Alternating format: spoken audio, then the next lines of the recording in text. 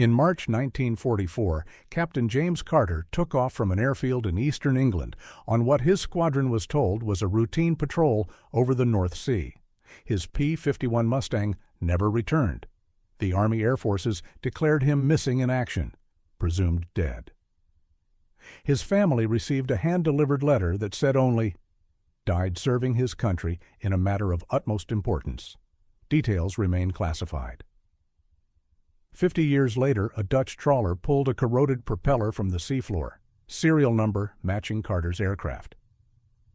The propeller told a different story. The forensic metallurgist found them during the cleaning process. 3 deliberate gouges in the mounting plate, tool marks that matched sabotage patterns. Someone had tampered with that engine before takeoff. And inside the declassified mission files, investigators found something that would force the military to answer a question that had haunted one family for half a century: why the man who received a Medal of Honor for that mission was never on the plane. The Naval Air Station Norfolk smelled like rust and diesel fuel. Daniel Carter stood in the forensics hangar, staring at what the North Sea had kept for 50 years. The propeller sat on a steel examination table under fluorescent lights that made everything look surgical and cold. Water still dripped from the blade tips, pooling on the concrete floor. Barnacles covered most of the surface, thick, layered growth that looked like concrete poured over metal. Someone had cleaned a section near the hub, exposing corroded aluminum that had once been polished bright enough to reflect clouds. Serial number K7743 was stamped into the mounting plate. Daniel had memorized it from the telegram his mother received in 1944. Regret to inform you, missing in action, presumed dead. Mr. Carter? A woman in a Navy uniform approached, clipboard in hand. Lieutenant Commander Walsh. She'd called him 3 days ago, voice careful and professional over the phone. "We've recovered aircraft debris. Your father's name appears on the crew manifest. We thought you should know." "That's his plane," Daniel said. His voice sounded flat even to himself. Walsh nodded.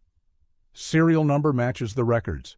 P-51 Mustang, reported lost March 17, 1944. Dutch fishermen pulled it up Tuesday morning, about 40 miles off the Belgian coast. Net caught the propeller. They called it in when they saw U.S. military markings." Daniel moved closer to the table. The propeller blade was bent near the tip, twisted metal, frozen mid-spin. He'd been 10 years old when his father disappeared, 21 when the war ended and the missing in action status became permanent. 50 now, standing in a government building, looking at proof that his father had actually existed, had actually flown, had actually died. "Can I touch it?" Walsh hesitated, then nodded. "Gloves are on the counter."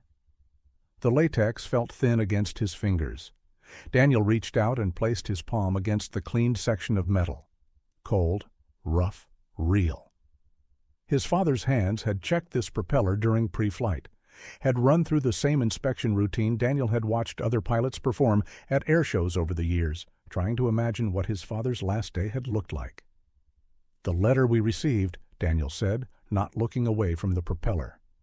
"It said he died serving his country in a matter of utmost importance. Said details were classified. That's what the records indicate.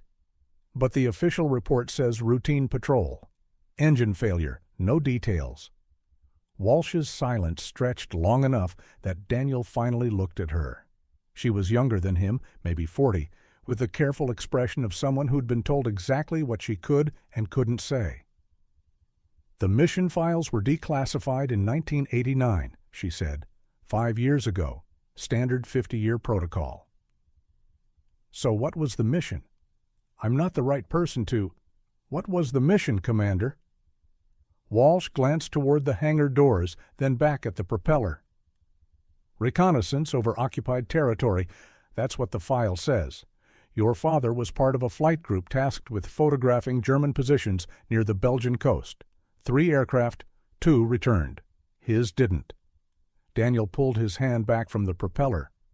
"My mother got a letter that said his death mattered, that it was important. That doesn't sound like reconnaissance." "Mr. Carter."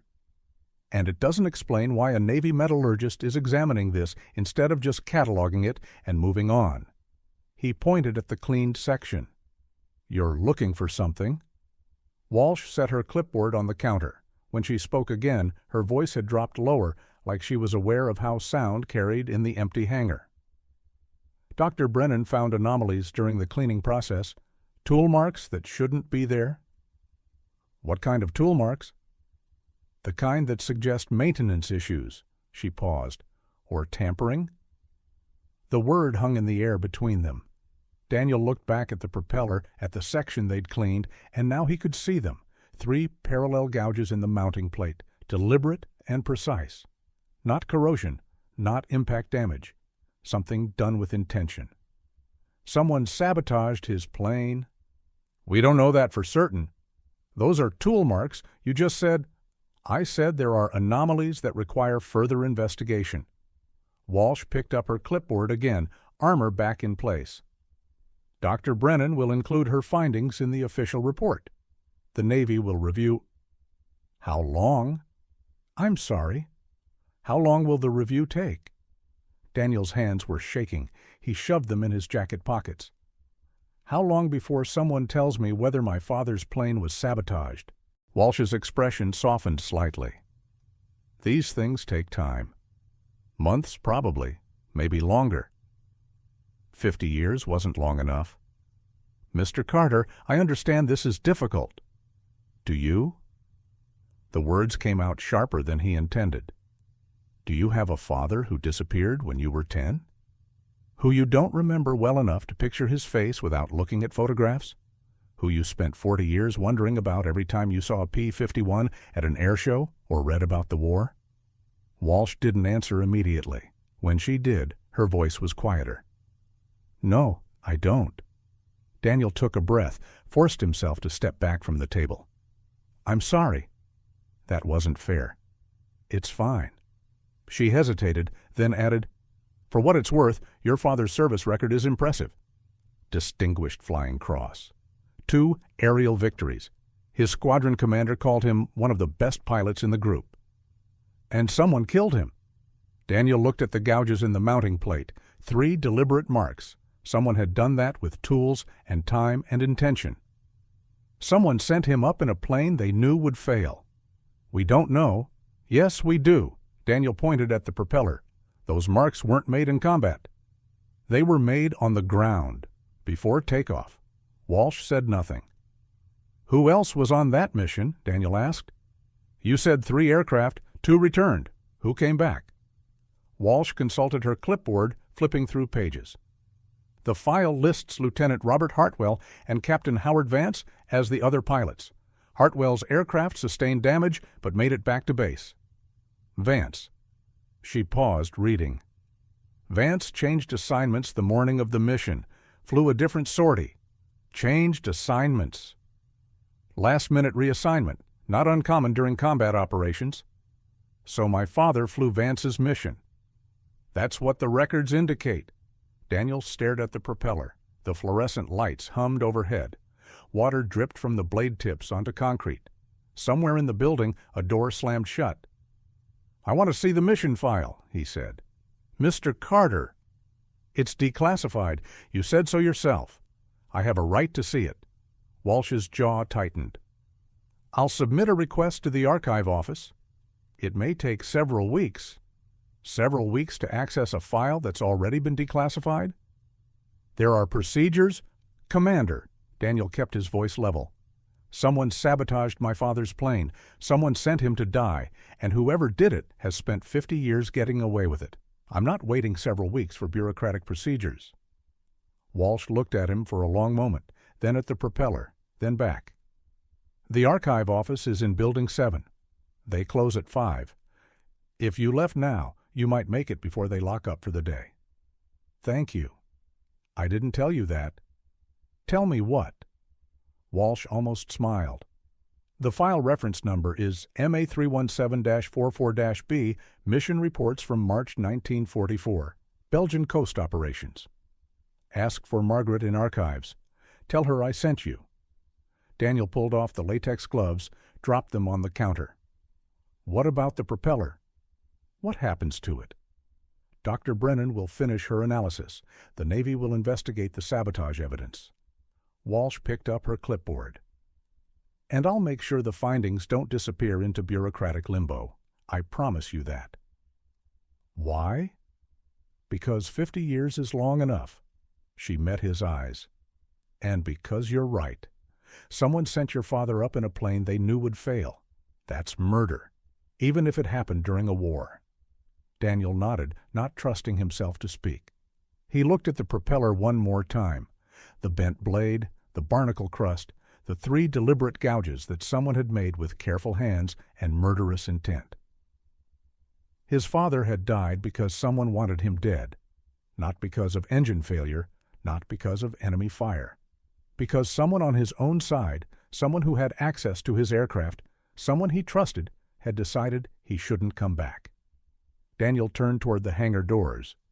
Building 7, Margaret in Archives. File MA317-44-B. 50 years of silence. Time to start asking questions. March 16, 1944. RAF, Martlesham Heath, England. The briefing room smelled like cigarette smoke and bad coffee. Captain James Carter sat in the 3rd row, leather jacket still cold from the morning air outside. 22 pilots packed the room, restless and tired. They'd flown twice yesterday, once the day before. The war had a rhythm now: brief, fly, land, sleep, repeat. Somewhere in France, the Germans were doing the same thing. Major Willis stood at the front next to a covered map board.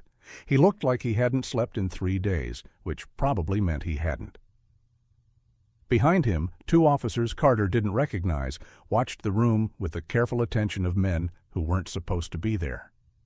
"Settle down," Willis said. The room quieted. "We've got a special operation. Volunteers only. High risk, high value." Carter leaned forward. Special operations meant something different than the usual fighter sweeps. Meant classified, meant dangerous enough they couldn't order you to do it. Willis pulled the cover off the map. Eastern Belgium near the German border. Red circles marked 3 locations in a rough triangle. Intelligence indicates the Wehrmacht has established a command center here. He tapped the largest circle. Coordinates suggest it's underground, probably a converted mine shaft or bunker system. They're using it to coordinate V-2 rocket launches and troop movements in advance of the spring offensive. Someone in the front row whistled low. V-2s were Hitler's terror weapons, rockets that fell from the sky faster than sound. London had been taking hits for months. If the Germans were preparing a major launch campaign, that meant thousands of civilians dead. "We need photographs," Willis continued. "Aerial reconnaissance, low altitude. The location is too well defended for bomber runs until we know exactly what we're hitting. That's where you come in." He pulled out 3 black and white photographs, pinned them to the board. 3 aircraft mission, P-51s, equipped with reconnaissance cameras. You'll approach from the west at 0600 hours, photograph the target area, and return. Expected flight time, 2 hours. Expected enemy response, heavy. Carter studied the photographs. Dense forest, small clearing, what looked like ventilation shafts poking through the trees. The Germans had hidden it well. Getting photographs would mean flying low and slow, the exact conditions that made fighters easy targets. "What's the fighter coverage?" someone asked. "Limited. You'll be on your own once you cross into Belgium." Willis looked around the room. "I'm not going to lie to you. This is dangerous. The area is heavily defended. Flak batteries, probably fighters stationed nearby. We're asking you to fly into one of the most protected zones in occupied Europe, take pictures, and get out. Some of you might not make it back." The room stayed quiet. Carter looked at the map, calculating distances and fuel loads and angles of attack. 2 hours, low altitude, heavy defenses. The math wasn't good. Why not send photo reconnaissance aircraft? That was Lieutenant Bobby Hartwell, sitting 2 rows back. Good pilot, steady hands, asked the right questions. "Too slow, too vulnerable," Willis said. "P-51s have the speed to get in and out. You've also got guns if you run into trouble. This isn't a combat mission, but we're not sending you in unarmed." "Who's leading?" Carter asked. Willis glanced at the two officers behind him. One of them, a captain with intelligence insignia, stepped forward. "Captain Howard Vance. He's done reconnaissance work before, knows the area. The other two slots are open for volunteers." Carter had flown with Vance once, maybe twice. Decent pilot, confident to the point of arrogance, the kind of guy who talked about his kill count in the mess hall. Not someone Carter would choose to fly with, but not someone he'd refuse to fly with either. "I'll go," Carter said. Willis nodded, made a note. "Carter?" "Anyone else?" Hartwell raised his hand. "I'm in." "Hartwell." Willis wrote it down, then looked around the room. "Anyone else?" No other hands went up. Carter wasn't surprised. The mission profile was suicide with extra steps. 3 aircraft, no support, flying into the teeth of German defenses. Most pilots would calculate the odds and decide to wait for a better opportunity to be heroic. "All right," Willis capped his pen.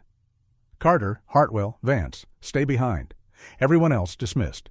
Standard patrol assignments this afternoon, briefing at 1400 hours." The room emptied. Carter stayed in his seat, studying the map. The target area was 40 miles inside occupied territory. If they took fire and had to bail out, they'd be landing in the middle of German-controlled Belgium. Prisoner of war camp, if they were lucky. Summary execution, if they weren't. Vance walked over, confident stride, hand extended. "Good to have you on the team, Carter." "Heard you're one of the best." Carter shook his hand. "Just doing my job." "This one's more than a job." Vance leaned against the table, arms crossed. "This is the kind of mission that wins medals, the kind they write about in the history books. I'm more interested in it being the kind we survive." Vance grinned. "Where's your sense of adventure?" Hartwell joined them, cigarette already lit. "Adventure's fine. Suicide's not. Major Willis wasn't exaggerating about the defenses, was he? Heavy flak, possible fighters, limited escape routes." Vance shrugged. "But we've got speed and surprise. Germans won't be expecting reconnaissance aircraft that early. We'll be in and out before they scramble interceptors." "Unless they've got standing patrols," Hartwell said. "Even if they do, we're faster. P-51 can outrun anything the Luftwaffe's got in the air right now." Carter studied Vance's face. The man was too confident, too certain. Either he knew something they didn't, or he was the kind of pilot who thought skill could overcome bad odds. Both options made Carter uneasy. "What about the cameras?" Carter asked. "I've never flown reconnaissance." "They'll install them this afternoon," the intelligence officer said. He'd been quiet until now, watching the 3 of them with sharp eyes. "Belly mounted, operated from the cockpit. You'll need to maintain straight and level flight over the target for approximately 30 seconds. That's your exposure window." 30 seconds at low altitude in a hot zone, Hartwell said. "Fantastic. Can't get good photographs any other way." The officer pulled out a folder, spread reconnaissance images across the table. "These are from previous missions. You'll need to match this level of detail. Clear shots of the ventilation shafts, the forest canopy, any visible structures. The analysts need to see what they're working with." Carter picked up one of the images. Trees, shadows, a small clearing with what looked like concrete structures, barely visible through the foliage. "How low?" 500 feet minimum, 300 preferred." "Jesus," Hartwell muttered. "It's necessary," the officer said. "The intelligence we gather could save thousands of lives. V-2 rockets are indiscriminate weapons. They fall on hospitals, schools, residential neighborhoods. If we can identify the Launch Coordination Center, we can take it out before the spring offensive begins." Carter set down the photograph. The officer was right, but that didn't make the mission profile any less dangerous. 300 feet put them well within range of small arms fire, let alone dedicated anti-aircraft guns. And maintaining straight and level flight, not evading, not maneuvering, just flying steady while people shot at you, went against every instinct a fighter pilot had. "When's takeoff?" Carter asked. 0600 tomorrow, Willis said. You'll have the afternoon to review the flight plan and check your aircraft. Intelligence will brief you on target identification at 1800 hours. Any questions? Carter had about 50 questions, none of which would change the mission parameters. No, sir. Hartwell? No, sir. Vance? Ready to go, sir. Willis nodded. Good. Get some rest tonight. You're going to need it. The briefing broke up. Carter followed Hartwell outside into cold March air that tasted like rain. The airfield stretched out before them, rows of P-51s parked on hardstand, ground crews working, the distant sound of an engine test echoing across the field. You really think Vance has done this before? Hartwell asked. Willis said he has. Willis said a lot of things. Didn't make any of them sound less like suicide. Hartwell took a drag on his cigarette. You got family back home? Wife? Son. He's 10. Carter looked at the sky. Low clouds, gray and heavy. Weather tomorrow would be marginal at best. You? Parents in Pennsylvania? Sister just had a baby. Haven't met her yet. Hartwell flicked ash onto the concrete. Hoping I get the chance. You will? Yeah, Hartwell didn't sound convinced. You ever think about what happens if you don't come back? What they tell people? Carter had thought about it. Every pilot thought about it. You couldn't fly combat missions without considering the possibility that one day you'd take off and never land. They'll say we died in service of our country. That it mattered. Will it? I don't know. Carter started walking toward the flight line. But if those photographs stop even one V-2 from hitting London, I guess it has to. They reached Carter's aircraft, P-51D, tail number 413782, his name painted below the canopy in white letters. The ground crew had already started work installing the reconnaissance camera mount under the fuselage. Chief Calloway, the crew chief, was on his back beneath the engine cowling, wrench in hand. "Afternoon, Captain," Calloway called out. "Heard you got yourself a special mission." "That's the rumor." Calloway slid out from under the aircraft, wiping grease from his hands. He was older than most of the crew, maybe 45, with gray streaking his hair and permanent oil stains on his coveralls. Good mechanic, careful, the kind of man who checked everything twice. "Camera mounts going in now," Calloway said. "Should be finished by 1700. I'll run full diagnostics on the engine tonight. Make sure everything's clean." "Appreciate it, Chief. This one of those missions where you need everything perfect?" "That's every mission." Calloway smiled, but it didn't reach his eyes. "You know what I mean, sir. The kind where there's no margin for error." Carter looked at his aircraft. The P-51 was a beautiful machine, sleek, fast, deadly. But it was also temperamental. Engines overheated, hydraulics failed, radios cut out. Flying was controlled chaos where a single mechanical failure could turn deadly in seconds. "Just make sure she's ready to fly," Carter said. "That's all I can ask." "She'll be ready, sir." "You have my word on that." Calloway hesitated, then added, "You be careful up there tomorrow." "This one feels different." "Different how?" "Can't explain it, just a feeling." Calloway looked at the aircraft, at the camera mount being bolted into place. 50 missions I've prepped your bird, Captain. Never had a bad feeling about any of them. Until now. Carter didn't believe in premonitions, but he didn't dismiss them either. Calloway had been working on aircraft since before the war started. If something felt wrong to him, it was worth paying attention to. "I'll be careful," Carter said. "See that you are." Calloway picked up his toolbox. "I'll have her ready by morning. Fueled, armed, checked top to bottom. Anything feels off during your pre-flight, you tell me. Don't fly a bird that doesn't feel right." "I won't." Calloway nodded and headed toward the maintenance hangar. Carter stood alone on the hardstand, looking at his aircraft. Tomorrow morning at 0600, he'd climb into that cockpit and fly into occupied Belgium. He'd photograph a German command center while people tried to kill him. And if the mission succeeded, if they got the intelligence they needed, maybe it would shorten the war. Maybe it would save lives. Maybe. Hartwell appeared beside him, cigarette still burning. "You really think we're coming back from this?"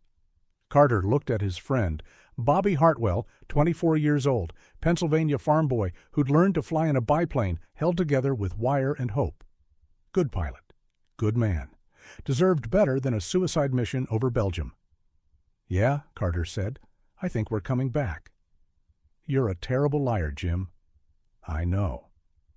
They stood together in the cold March afternoon, watching mechanics work, listening to engines echo across the airfield. Tomorrow would come whether they were ready or not. The mission would happen. And somewhere in Belgium, Germans were preparing defenses, placing guns, coordinating fighters. Carter touched the side of his aircraft. Cold metal, solid and real. Tomorrow he'd trust this machine with his life. Trust Calloway's maintenance. Trust Vance's leadership. Trust that skill and speed and luck would be enough. Trust that he'd see his son again. He turned away from the aircraft and headed toward the barracks. There were letters to write, just in case, personal effects to organize, a will to review, all the small preparations a man made when he knew tomorrow might be his last day. Behind him, mechanics bolted the camera mount into place. Tomorrow at 0600, high risk, high value. And somewhere in the back of his mind, a voice that sounded like Calloway's. This one feels different. October 1994. Building 7, Naval Air Station, Norfolk. Building 7 smelled like old paper and stale air conditioning.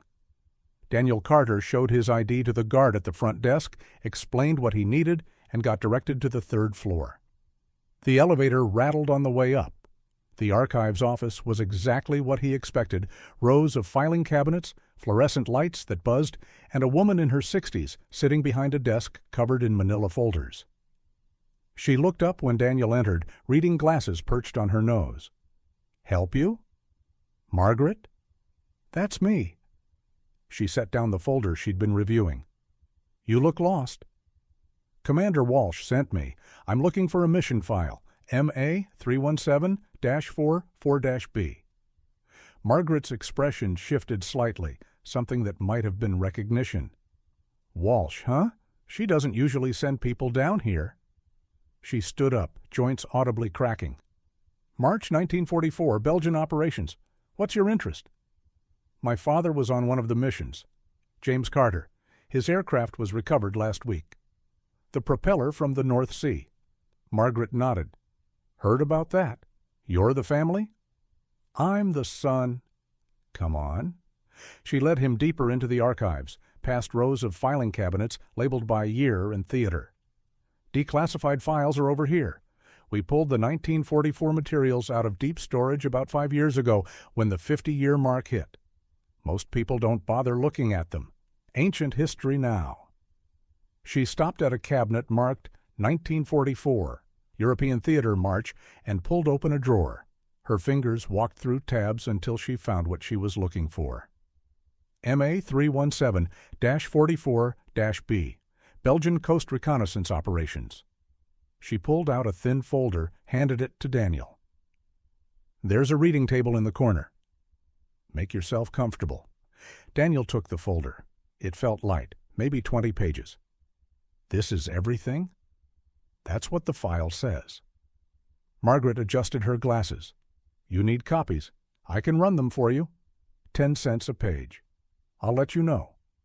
He carried the folder to the reading table, sat down, and opened it. The first page was a mission summary, typewritten on military letterhead, dated March 18, 1944, one day after his father disappeared. Mission report, reconnaissance operation, Belgian coast, date 17 March, 1944, classification, secret, declassified 1989. Summary: 3 aircraft reconnaissance mission to photograph suspected Wehrmacht command facilities near Eupen, Belgium. Mission launched 0600 hours from RAF Martlesham Heath. Aircraft: the mission called for 3 P-51 Mustangs. Captain James Carter's aircraft never returned. Lieutenant Robert Hartwell's plane made it back, badly damaged. And Captain Howard Vance's aircraft? Reassigned to a different mission that morning. Mission outcome: partial success. 2 aircraft penetrated target area. Photographs obtained before enemy engagement. 1 aircraft lost to engine failure over North Sea. Pilot presumed dead. Daniel read the summary twice. Vance's aircraft listed as mission reassignment. His father flew anyway, with just Hartwell. 2 aircraft instead of 3. He flipped to the next page, a more detailed mission report signed by Major Willis, the squadron commander. Captain Vance was reassigned to alternative patrol duties the morning of March 17th due to maintenance issues with his assigned aircraft. Captain Carter and Lieutenant Hartwell proceeded with the mission as a 2-aircraft element. Weather conditions were marginal but acceptable. The flight reached the target area at approximately 7:15 hours. Both aircraft made photographic runs over the suspected command facility. Enemy response was heavy, flak and small arms fire. Lieutenant Hartwell's aircraft sustained damage to the left wing and tail section but remained airborne. At approximately 07:45 hours, Captain Carter reported engine trouble via radio. He was last observed approximately 30 miles northwest of the target area, losing altitude. Lieutenant Hartwell attempted to follow but lost visual contact in cloud cover. No distress signal was received. No parachute was observed. Aircraft and pilot are presumed lost. Daniel set the report down. Engine trouble. That matched what Walsh had said, but it didn't match the tool marks on the propeller. Sabotage wasn't engine trouble. Sabotage was deliberate. He flipped through more pages, radio transcripts, weather reports, aerial photographs. The photographs showed dense forest, some kind of concrete structure barely visible through trees, what might have been ventilation shafts. His father had taken these pictures, had flown low and slow over German guns to capture this intelligence. The radio transcripts were brief, clinical, but reading them, Daniel could hear the voices, his father's calm under fire, Hartwell's rising panic. At 07:15, Carter reported target in sight, beginning the photo run. 1 minute later, Hartwell confirmed he was in position. By 07:18, they were taking heavy fire. Hartwell's aircraft was hit at 07:19, left wing damage. At 07:20, Carter transmitted that photos were complete, breaking off the target. 25 minutes of silence. Then at 07:45, Carter's voice came back on the radio. Engine running rough, losing oil pressure. Hartwell asked if he could make it back. Carter's response was clear, negative, going down. And then his final words, "Get those photos home, Bobby." Hartwell tried to respond at 07:48, but his transmission cut off mid-sentence. At 07:49, there was no further contact. Daniel stared at the last line, his father's final words, preserved in military shorthand. Get those photos home, not a distress call, not a plea for help. Just focus on the mission, make sure the intelligence got back. He turned to the next page and stopped.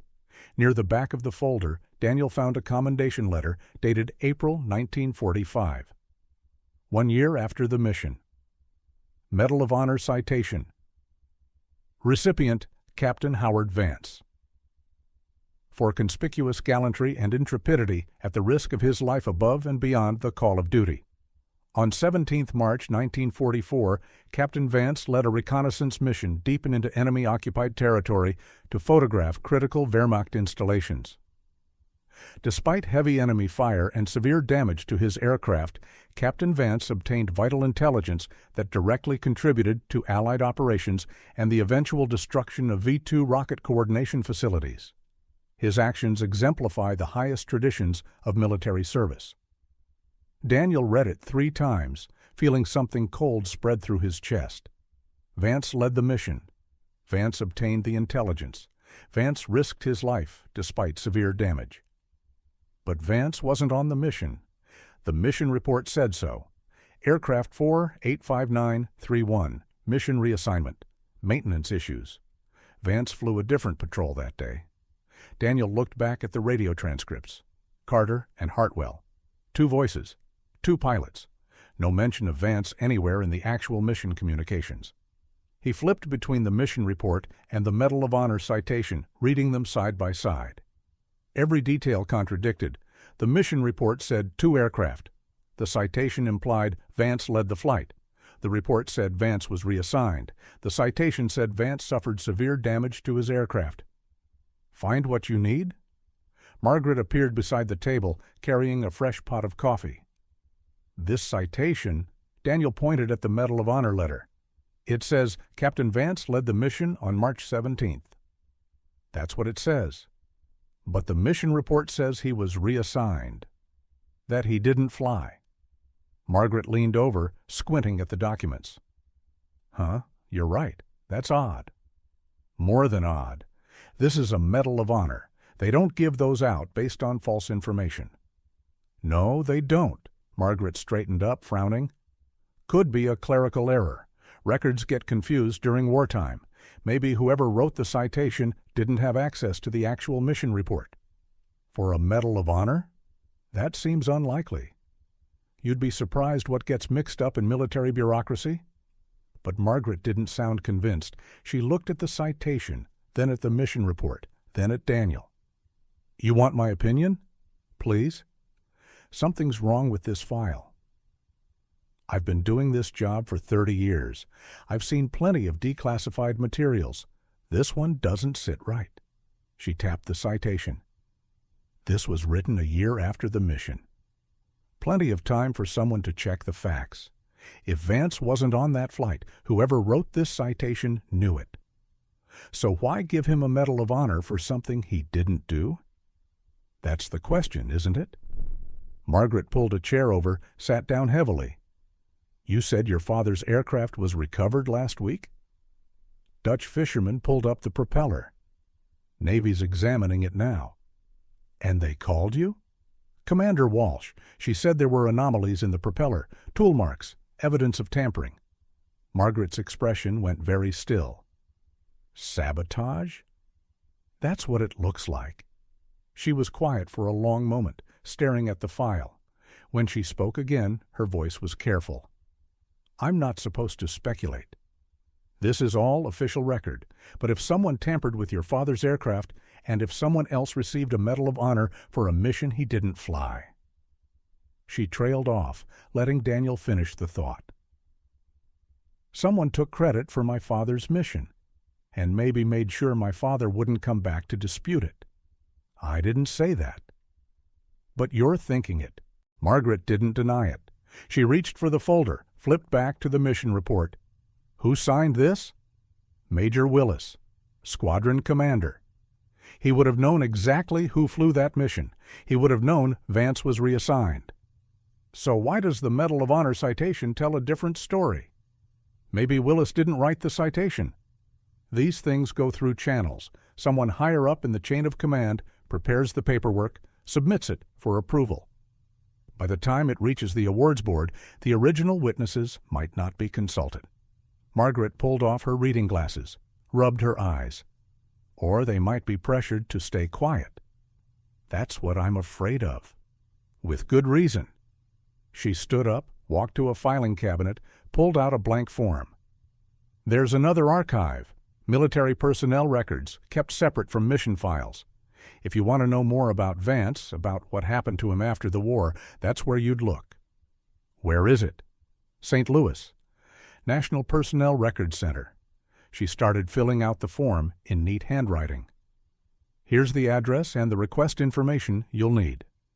Warning, it can take months to get records through normal channels. They're understaffed and overworked.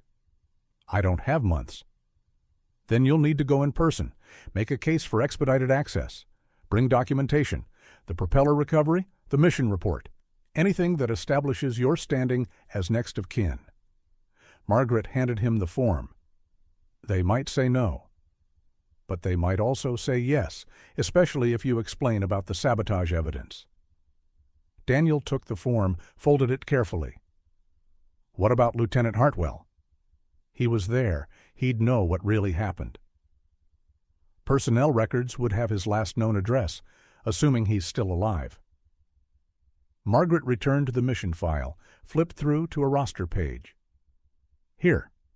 Robert James Hartwell, home of record listed as Harrisburg, Pennsylvania. That's all I've got. Daniel wrote it down. Harrisburg. Not much to go on, but more than he'd had an hour ago. "You want copies of this file?" Margaret asked. "All of it." "That'll be $2. She gathered the folder. "And off the record?"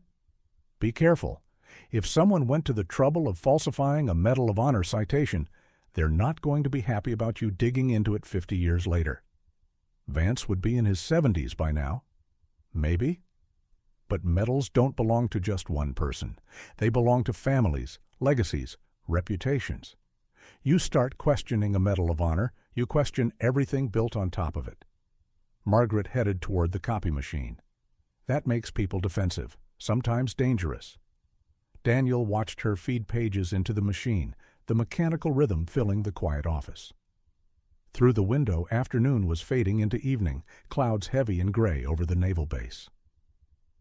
Somewhere out there, the propeller sat in a forensics lab, tool marks preserved in corroded metal, evidence of murder that had waited 50 years to surface. Margaret returned with the copies, still warm from the machine. "Everything in the file. Guard it carefully." "I will." "Your father, James Carter. I'll remember that name." She met his eyes. "He deserved better than this." "Yeah." Daniel's throat felt tight. "He did." He left the archives with the mission file tucked under his jacket, protecting it from the rain that had started to fall. The elevator rattled down. The lobby was empty except for the security guard, who barely looked up as Daniel signed out. Outside, the parking lot was slick with water, streetlights reflecting off puddles. Daniel sat in his car and read through the copies again, this time with a pen, marking every discrepancy between the mission report and the Medal of Honor citation. Report: Vance reassigned. Citation: Vance led the mission. Report: 2 aircraft proceeded. Citation: Severe damage to his aircraft. Report: Carter reported engine trouble. Citation: Vance obtained vital intelligence. Every single detail was wrong, not mistaken, not confused, deliberately falsified. Daniel started the car but didn't put it in gear. Rain drummed on the roof. The mission file sat on the passenger seat, 50-year-old paper documenting 50-year-old lies. His father had flown that mission, had taken those photographs, had reported engine trouble, and gone down over the North Sea, while Howard Vance flew a completely different patrol somewhere else. And then Vance had received a Medal of Honor for it. Daniel looked at the address Margaret had written down: National Personnel Record Center, St. Louis, Missouri. He could be there tomorrow if he caught an early flight, but first he needed to know if Vance was still alive. If the man who'd stolen his father's glory was still living, still benefiting from that lie. Daniel pulled out of the parking lot and drove through the rain toward his hotel, windshield wipers beating a steady rhythm. The mission file lay on the seat beside him like evidence at a trial that hadn't happened yet. 50 years of silence. Time to break it. October 1994. Holiday Inn, Norfolk, Virginia. Daniel Carter spent 4 hours on the hotel phone, notepad filling with names and numbers. The rain had stopped, but the sky stayed gray, that flat October light that made everything look washed out and tired. First call went to the National Personnel Record Center in St. Louis. Closed for the day, try back during business hours. He left a message explaining what he needed, knowing it would probably disappear into bureaucratic limbo. Second call went to the Air Force Historical Research Agency at Maxwell Air Force Base in Alabama. A helpful researcher confirmed they had materials on Medal of Honor recipients from World War II, but accessing them required formal requests and could take weeks. Daniel thanked her and hung up. Third call went to the Medal of Honor Society headquarters in South Carolina. A volunteer named Patricia answered, elderly voice warm and patient. Yes, they maintained records of all recipients. Yes, Captain Howard Vance received the decoration in 1945 for actions in Belgium. And yes, General Vance, he'd retired as a 2-star, was still living. "Do you have a current address?" Daniel asked, trying to keep his voice neutral. Papers rustled on the other end. "I can't give out personal information, but I can tell you General Vance lives in Alexandria, Virginia. He's quite active in veterans organizations, speaks at the Air Force Academy regularly. Wonderful man, very dedicated to honoring those who served. Daniel's jaw tightened. I'm sure he is. Are you a researcher? We get quite a few inquiries about Medal of Honor recipients. Family research? My father served in the same unit. How lovely. I'm sure General Vance would be happy to speak with you about your father. He's very generous with his time. More papers rustling. He's on the board of the Veterans History Project. I have a phone number for his office if you'd like it. Daniel wrote it down, thanked Patricia, and hung up before she could hear the anger in his voice.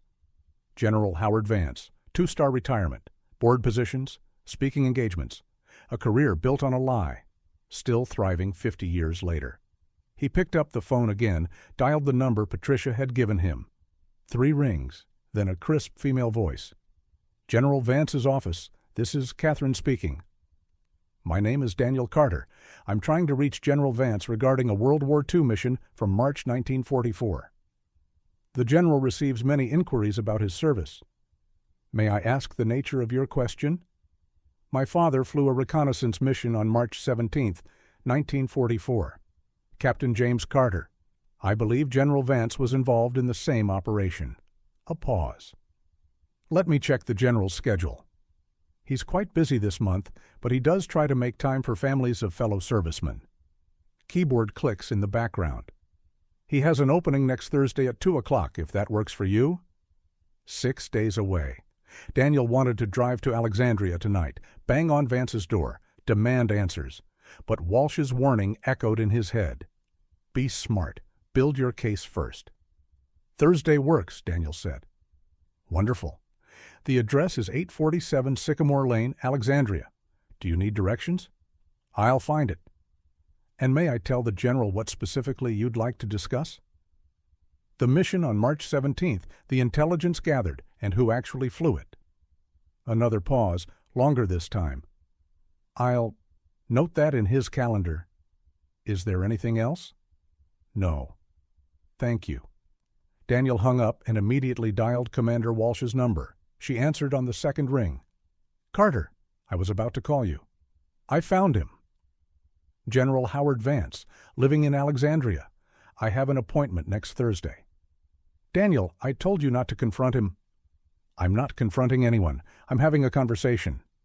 He looked at his notepad, at Vance's address written in his own handwriting. I need to see his face when I ask about that mission. Need to know if he even remembers my father's name. Walsh sighed. Before you do anything, you should know. Dr. Brennan finished her full analysis. The sabotage was deliberate and sophisticated. Whoever scored that mounting plate knew exactly what they were doing. They calculated the stress points, knew how long the propeller would last under operational conditions. How long? 30 to 60 minutes of flight time. Maybe longer if the pilot was gentle with the throttle. But the moment you pushed the engine hard, climbing, combat maneuvers, anything stressful, the weakened connection would start to fail. Daniel thought about the radio transcripts. His father reporting engine trouble at 0745. The mission had launched at 0600, an hour and 45 minutes. Long enough to complete the mission? Yes, long enough for that. Walsh's voice was quiet. Daniel, whoever did this wanted your father to die after succeeding. They wanted the intelligence, but not the witness. Because the witness would know Vance wasn't there. That's one theory. You have another? I have questions. Like, how did someone access your father's aircraft without being seen? These planes were under constant guard, especially before special operations. Ground crews, mechanics, officers. Someone would have noticed tampering. Daniel thought about what his father would have experienced. The ground crew working on the aircraft, the mechanic who'd checked everything twice, who'd promised the aircraft would be ready. Unless it was someone who was supposed to be working on the plane. Ground crew, Walsh said, or someone who could order ground crew to look the other way. An officer? Yes? Like Vance. Walsh didn't answer immediately. When she did, her voice was carefully neutral. I'm not making accusations. But you asked for theories. That's a possibility. Daniel stood up, paced to the window. Outside, the hotel parking lot was mostly empty, a few cars scattered under streetlights that had just started to flicker on in the dusk. "I'm going to St. Louis tomorrow. Personnel records. I need to see Vance's complete service history." That's a better plan than confronting him directly. "I'm doing both. Records first, then the meeting on Thursday." "At least that gives you time to prepare. What about Lieutenant Hartwell? Margaret give you anything?" "Home of record in Harrisburg, Pennsylvania. That's all I have." "It's a start. I can make some calls, see if he's still alive. If he is, he's your best witness. He was actually there when your father went down." "If he's willing to talk?" "That's the question." Walsh paused. "Daniel, there's something else. General Vance isn't just any retired officer. He served on the Joint Chiefs of Staff in the 70s. He has connections at the highest levels of the military. If you start making public accusations—" "I'm not worried about his connections." "You should be. These men protect each other, always have. You threaten one of them, you threaten the whole structure. They'll close ranks. Then I'll make sure my evidence is bulletproof before I go public." "And if it's not enough? If Vance denies everything and the military backs him up?" Daniel looked at the mission file on the desk, at the photographs his father had taken while dying. "Then at least my father's name will be on record. At least someone will have asked the questions." Walsh was quiet for a moment. "Your father would be proud of you. You know that, right? My father's been dead for 50 years because someone wanted him dead. Proud doesn't bring him back." "No, it doesn't." Walsh's voice softened. "Call me after St. Louis.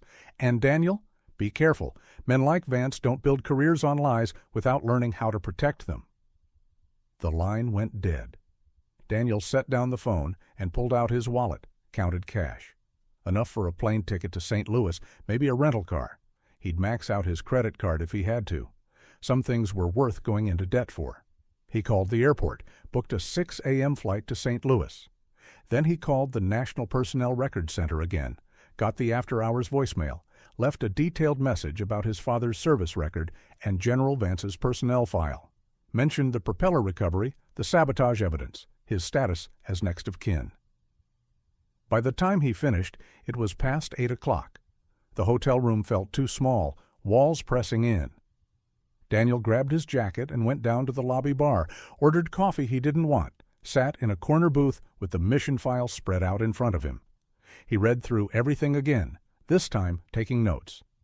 Building a timeline. March 16th. Briefing. March 17th. Mission launch, 0600 hours. Target reached at 0715. Photographs taken. Enemy engagement. His father reporting engine trouble at 0745. Last contact at 0749. And somewhere during those 9 minutes, James Carter had realized he wasn't going to make it home, had transmitted the intelligence anyway, had told Hartwell to get the photos back, had focused on the mission even while dying. A TV over the bar was playing the evening news. Daniel looked up as a story came on about a Veterans Day ceremony scheduled for November. The reporter interviewed several decorated officers, and there, on screen for maybe 15 seconds, was General Howard Vance. Daniel's hand tightened around his coffee cup. Vance looked exactly like what he was, a distinguished elder statesman, silver hair, straight posture despite his age, chest full of ribbons. He spoke about the importance of honoring those who'd sacrificed for freedom. His voice was warm, grandfatherly, genuine. "These men gave everything," Vance said to the camera. "Many didn't come home. We owe them a debt we can never fully repay. Their courage, their sacrifice, it's what built the world we live in today." The story cut to archival footage of a ceremony from the 1940s. A younger Vance receiving the Medal of Honor, shaking hands with a general whose name Daniel didn't catch. Vance's face filled with what looked like genuine emotion. Pride, maybe, or relief, or guilt. The bartender noticed Daniel staring. "You okay, buddy?" Daniel pulled his eyes away from the screen. "Yeah, fine." "That's General Vance, hell of a war hero. My grandfather served under him in Korea. Said he was the best officer he ever knew." I'm sure he was. The bartender moved away. Daniel looked back at the TV, but the story had moved on to something about congressional budget debates. Vance's face was gone, replaced by politicians arguing about numbers that didn't matter. Daniel gathered his papers, returned to his room, and spent the rest of the night going through the mission file page by page. Radio transcripts, weather reports, intelligence assessments. The photographs that had cost his father's life, grainy black and white images of a forest clearing with concrete structures barely visible through the trees. The intelligence report attached to the photos was dated March 25, 1944, 8 days after the mission. Photographic reconnaissance confirmed suspected Wehrmacht command facility near Eupen, Belgium. Visible structures consistent with underground bunker complex. Intelligence gathered from this mission directly led to successful bombing raid on March 30, 1944, which destroyed the V-2 Rocket Coordination Center and eliminated key command personnel. Estimate: mission intelligence prevented 15 to 20 V-2 launches targeting London, potentially saving 500-plus civilian lives.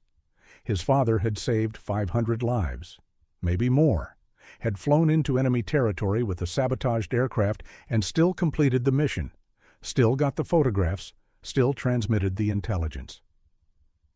And Howard Vance had received a Medal of Honor for it. Daniel closed the file and lay on the bed, staring at the ceiling. Rain had started again, tapping against the window.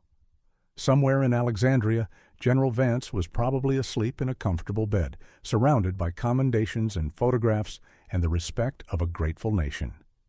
6 more days until their meeting. Daniel set his alarm for 4 a.m. The flight to St. Louis left at 6.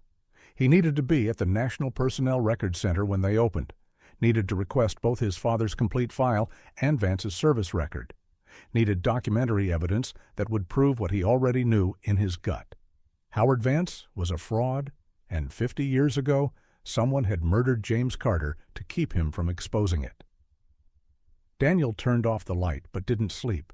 Instead, he lay in the darkness and thought about his father, 28 years old, climbing into a P-51 Mustang at dawn, not knowing someone had sabotaged his aircraft, not knowing he had less than 2 hours to live.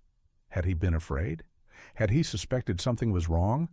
Or had he trusted his crew chief, trusted his commanding officers, trusted that the military wouldn't send him to die? The radio transcript from 0747 played in Daniel's head.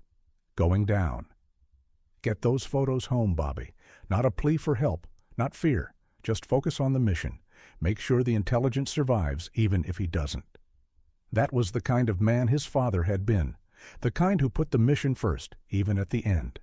Daniel could do the same, could see this through no matter what it cost, could make sure that after 50 years of lies, the truth finally came out.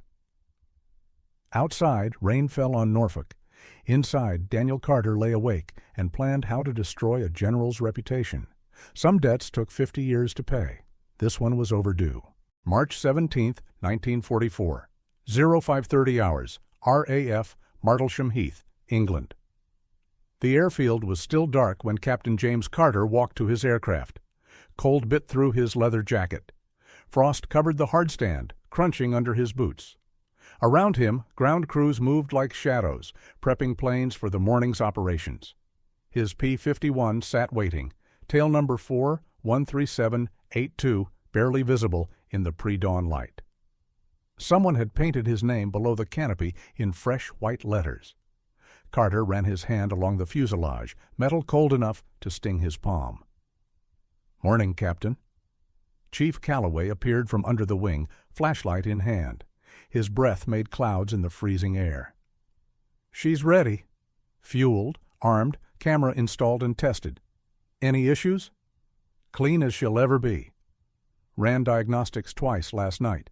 Engines purring like a kitten." Calloway hesitated. "Still don't like this one, sir." "I'll be careful." "See that you are?" Calloway handed him the maintenance log. "Sign here." Carter scrawled his signature, handed back the clipboard. The pre-flight checklist was routine: control surfaces, fuel lines, ammunition load, oxygen system. Everything checked out. Everything was perfect, which should have made him feel better. Instead, that same unease from yesterday sat in his gut like a stone. Footsteps approached across the hardstand. Lieutenant Bobby Hartwell, flight gear already on, cigarette glowing in the darkness. Hell of a morning for a suicide mission. It's not suicide if we come back. Big if. Hartwell dropped his cigarette, crushed it under his boot. You see Vance anywhere? Carter looked around the airfield. Ground crews, other pilots preparing for standard patrols, mechanics working under floodlights. No sign of Captain Vance. Maybe he's running late? Or maybe he's smart enough to stay in bed. An engine roared to life somewhere down the flight line. Then another. The airfield was waking up, preparing for another day of war. Somewhere over France, German pilots were doing the same thing. Brief, fly, kill, or be killed. Repeat until someone gets lucky. Captain Carter? A voice from behind. Carter turned to see an intelligence officer approaching, the same one from yesterday's briefing. Change in plans. Captain Vance has been reassigned to Coastal Patrol. Equipment malfunction with his aircraft. You and Lieutenant Hartwell will proceed as a two-man element. Carter's unease deepened. What kind of malfunction? Hydraulic issues.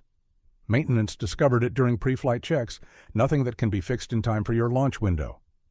The officer pulled out a revised mission folder. Flight plan remains the same. You'll just be operating as a pair instead of a three-ship formation. That increases our risk significantly. Understood. But the intelligence window is closing. If we wait another day, German forces may relocate the command facility. This is your only shot. The officer met Carter's eyes. Your call, Captain. Scrub the mission or proceed with 2 aircraft. Carter looked at his P-51, then at Hartwell. His friend's face was unreadable in the dim light. We'll proceed, Carter said. Good luck. The officer handed him the folder and walked away, boots echoing across the hardstand. Hartwell moved closer, voice low. This feels wrong. Everything about this mission feels wrong. So why are we doing it? Carter thought about the intelligence briefing. V-2 rockets falling on London. Civilian casualties. The command facility coordinating launches. If they could photograph it, bombers could destroy it. How many lives would that save? Because it matters, Carter said. Maybe. Hartwell pulled out another cigarette, didn't light it. Or maybe we're about to die for photographs nobody will look at. That's a cheerful thought. I'm a cheerful guy.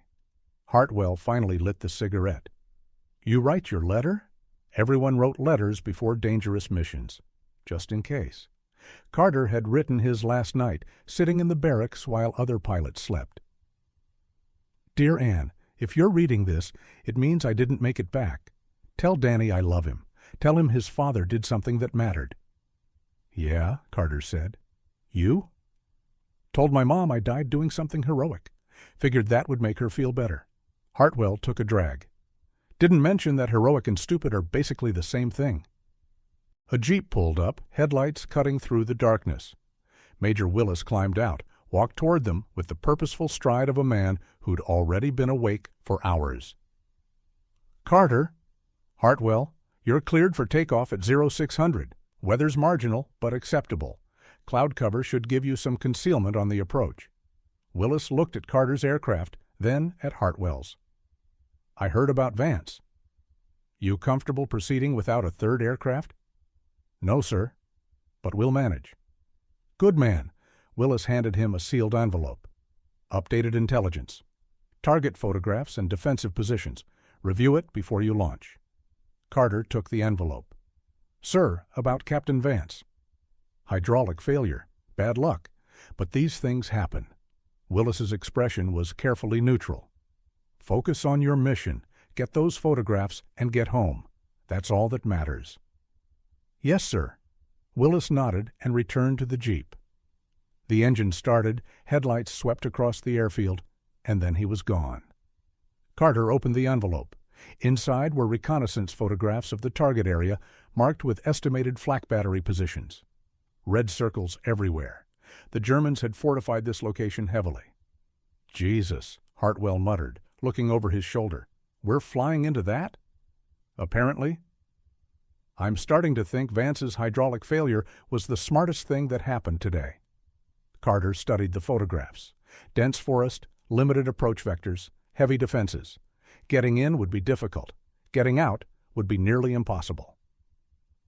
"We'll come in low from the west. Use the terrain for cover. Make one pass, get the photographs, and run. Simple plan. Best kind.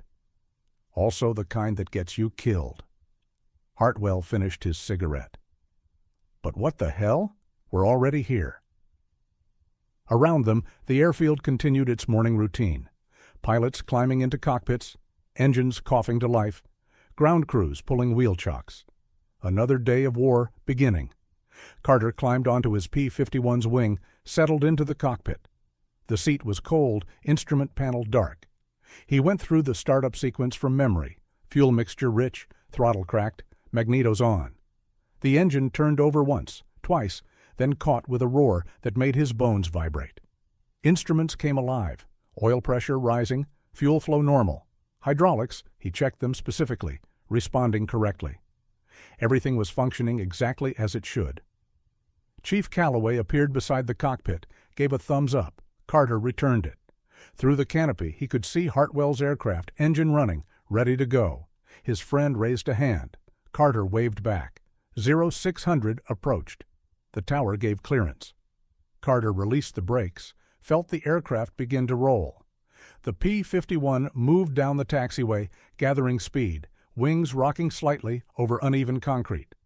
Behind him, Hartwell followed. They reached the runway. Carter pushed the throttle forward, felt the engine's power surge through the airframe. The P-51 accelerated, faster and faster, tail lifting off the ground.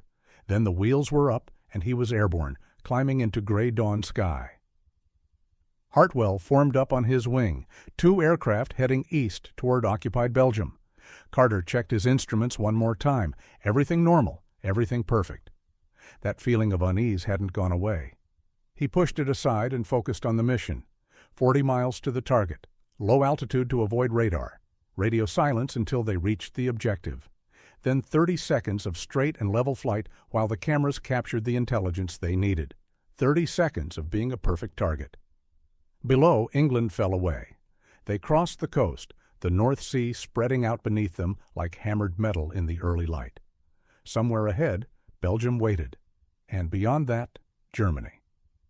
Carter settled the aircraft into cruise, watching fuel flow and engine temperature. The Merlin engine sound was steady, powerful, reliable. For now. He thought about his son, 10 years old, probably still asleep back home in Massachusetts. Would Danny remember him if he didn't come back? Would Anne tell him stories about his father, or would the memories fade until James Carter was just a name on a telegram? Missing in action. Presumed dead. Carter shook his head, focused on flying. You couldn't afford distractions in combat. One moment of inattention, and you were dead. The Belgian coast appeared ahead, dark shoreline against darker water. Time to drop lower, use terrain masking. Time to become a target. Carter keyed his radio. Going low. Stay tight. Copy, Hartwell's voice crackled back. They descended, skimming treetops, the world rushing past at 300 miles per hour. Carter's hands were steady on the controls. His breathing was even. He was ready. Whatever happened next, he was ready. October 1994, National Personnel Records Center, St. Louis, Missouri. The building looked like every other government facility Daniel had ever seen. Concrete, functional, designed to process paperwork rather than impress visitors. He'd caught the early flight, rented a car at the airport, and arrived 20 minutes before they opened. A woman in her 40s unlocked the front door at exactly 8 o'clock. Daniel was the first person through. The reception desk sat behind bulletproof glass. A tired-looking clerk glanced up from her computer. "Help you?"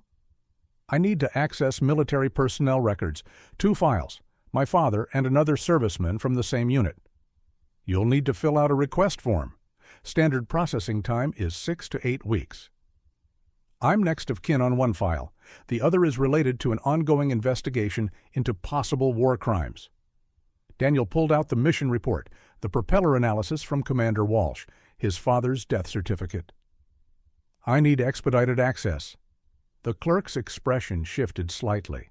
She looked at the documents, then at Daniel. War crimes? Sabotage resulting in death, March 1944. He slid the propeller analysis through the slot. The Navy confirmed deliberate tampering. I need service records to establish who had access and opportunity. She read the analysis, frowning. This is serious. Yes, it is. Wait here. She stood, carried the documents through a door behind the desk. Daniel could hear muffled conversation, couldn't make out words. 5 minutes passed, then 10. The door opened. A man in his 60s appeared, gray suit, reading glasses hanging from a chain. He looked like someone who'd spent 40 years buried in archives. Mr. Carter? I'm Frank Morrison, senior archivist. Come with me. Daniel followed him through security, down a hallway lined with filing cabinets, into a small office that smelled like old paper and coffee. Morrison gestured to a chair. The sabotage analysis got my attention, Morrison said, sitting behind his desk. We don't see many cases like this, especially not 50 years after the fact. My father's aircraft was recovered last week. The evidence is fresh, even if the crime isn't. Understood? Morrison pulled out a form, started filling it in by hand. You're requesting James Carter's complete service record, correct? And Howard Vance's. Morrison's pen stopped moving. He looked up.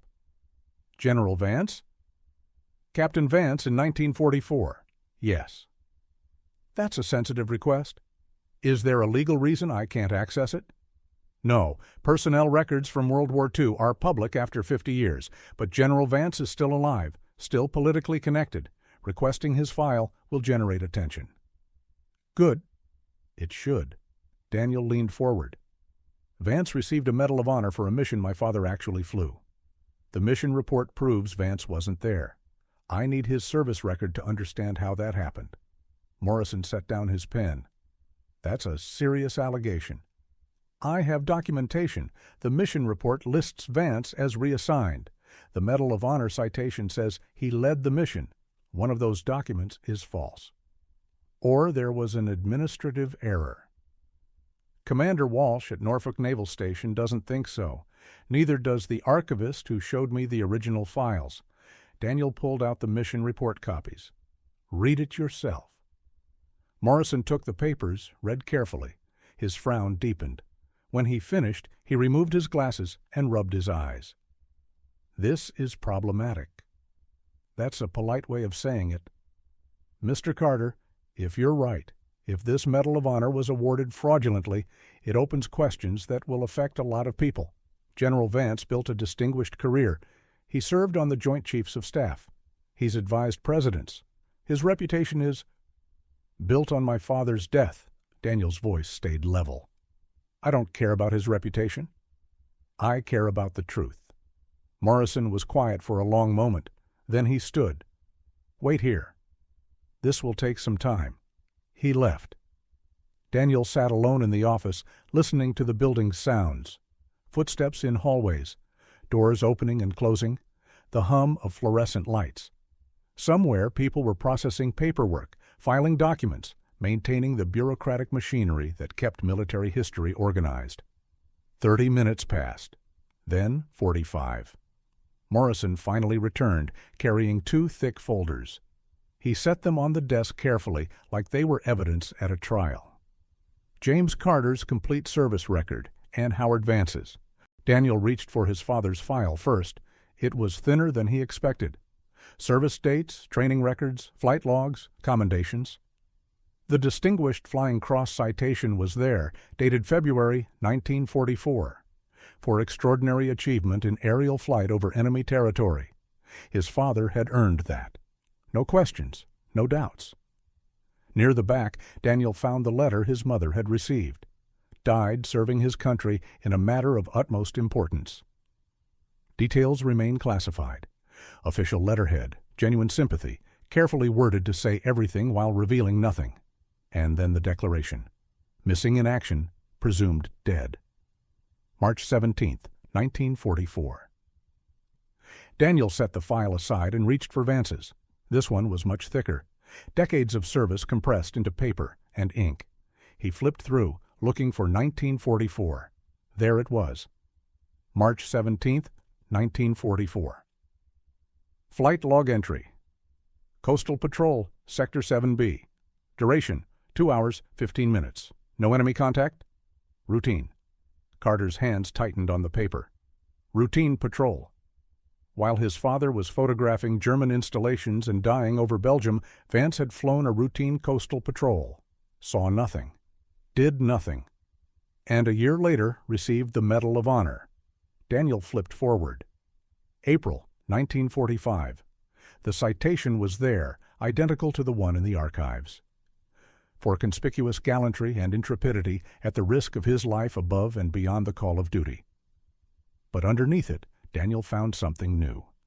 A letter dated March 1945, 1 month before the medal was awarded. Memorandum 4, Awards and Decorations Board. From Major Theodore Willis, Squadron Commander, R.E., Recommendation for Medal of Honor. Captain Howard Vance. Captain Vance's actions on March 17, 1944, exemplify the highest standards of military service. Despite severe damage to his aircraft and heavy enemy fire, Captain Vance successfully photographed critical Wehrmacht installations, intelligence that directly contributed to successful Allied operations. I recommend him for the Medal of Honor without reservation.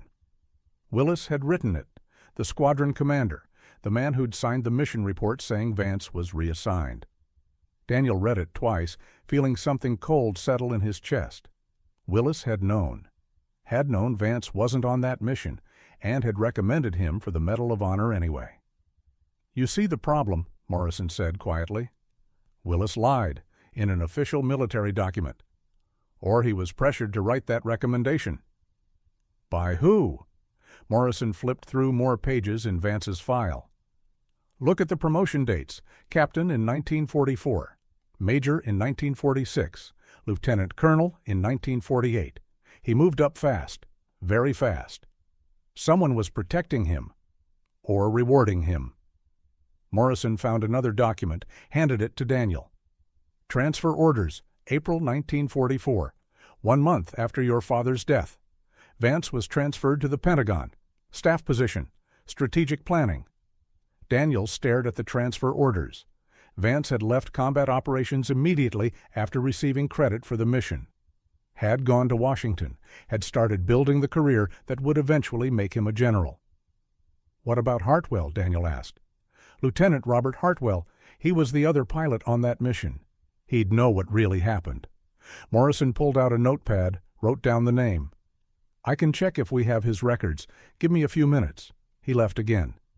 Daniel read through more of Vance's file, building a timeline. Coastal Patrol on March 17th, transfer to Pentagon in April. Medal of Honor in April 1945. Promotion to Major in 1946. Assignment to Korea in 1950. More promotions, more commendations, each one building on the foundation of that first lie. The door opened. Morrison returned, but his expression had changed. I found Hartwell's file. But there's a problem. What kind of problem? Robert Hartwell died in 1946. Training accident. His P-51 went down during a routine flight over North Carolina. No witnesses. Pilot error was listed as the cause. Daniel's stomach went cold. 2 years after the mission. Yes? The only other pilot who knew what really happened. Dead in a convenient accident. Morrison set Hartwell's file on the desk. I'm not drawing conclusions. But the timing is notable. Daniel opened the file with hands that wanted to shake. He forced them steady. Hartwell's service record looked normal. Flight training, combat deployments, decorations for valor. Good pilot. Solid officer. And then the accident report from July 1946.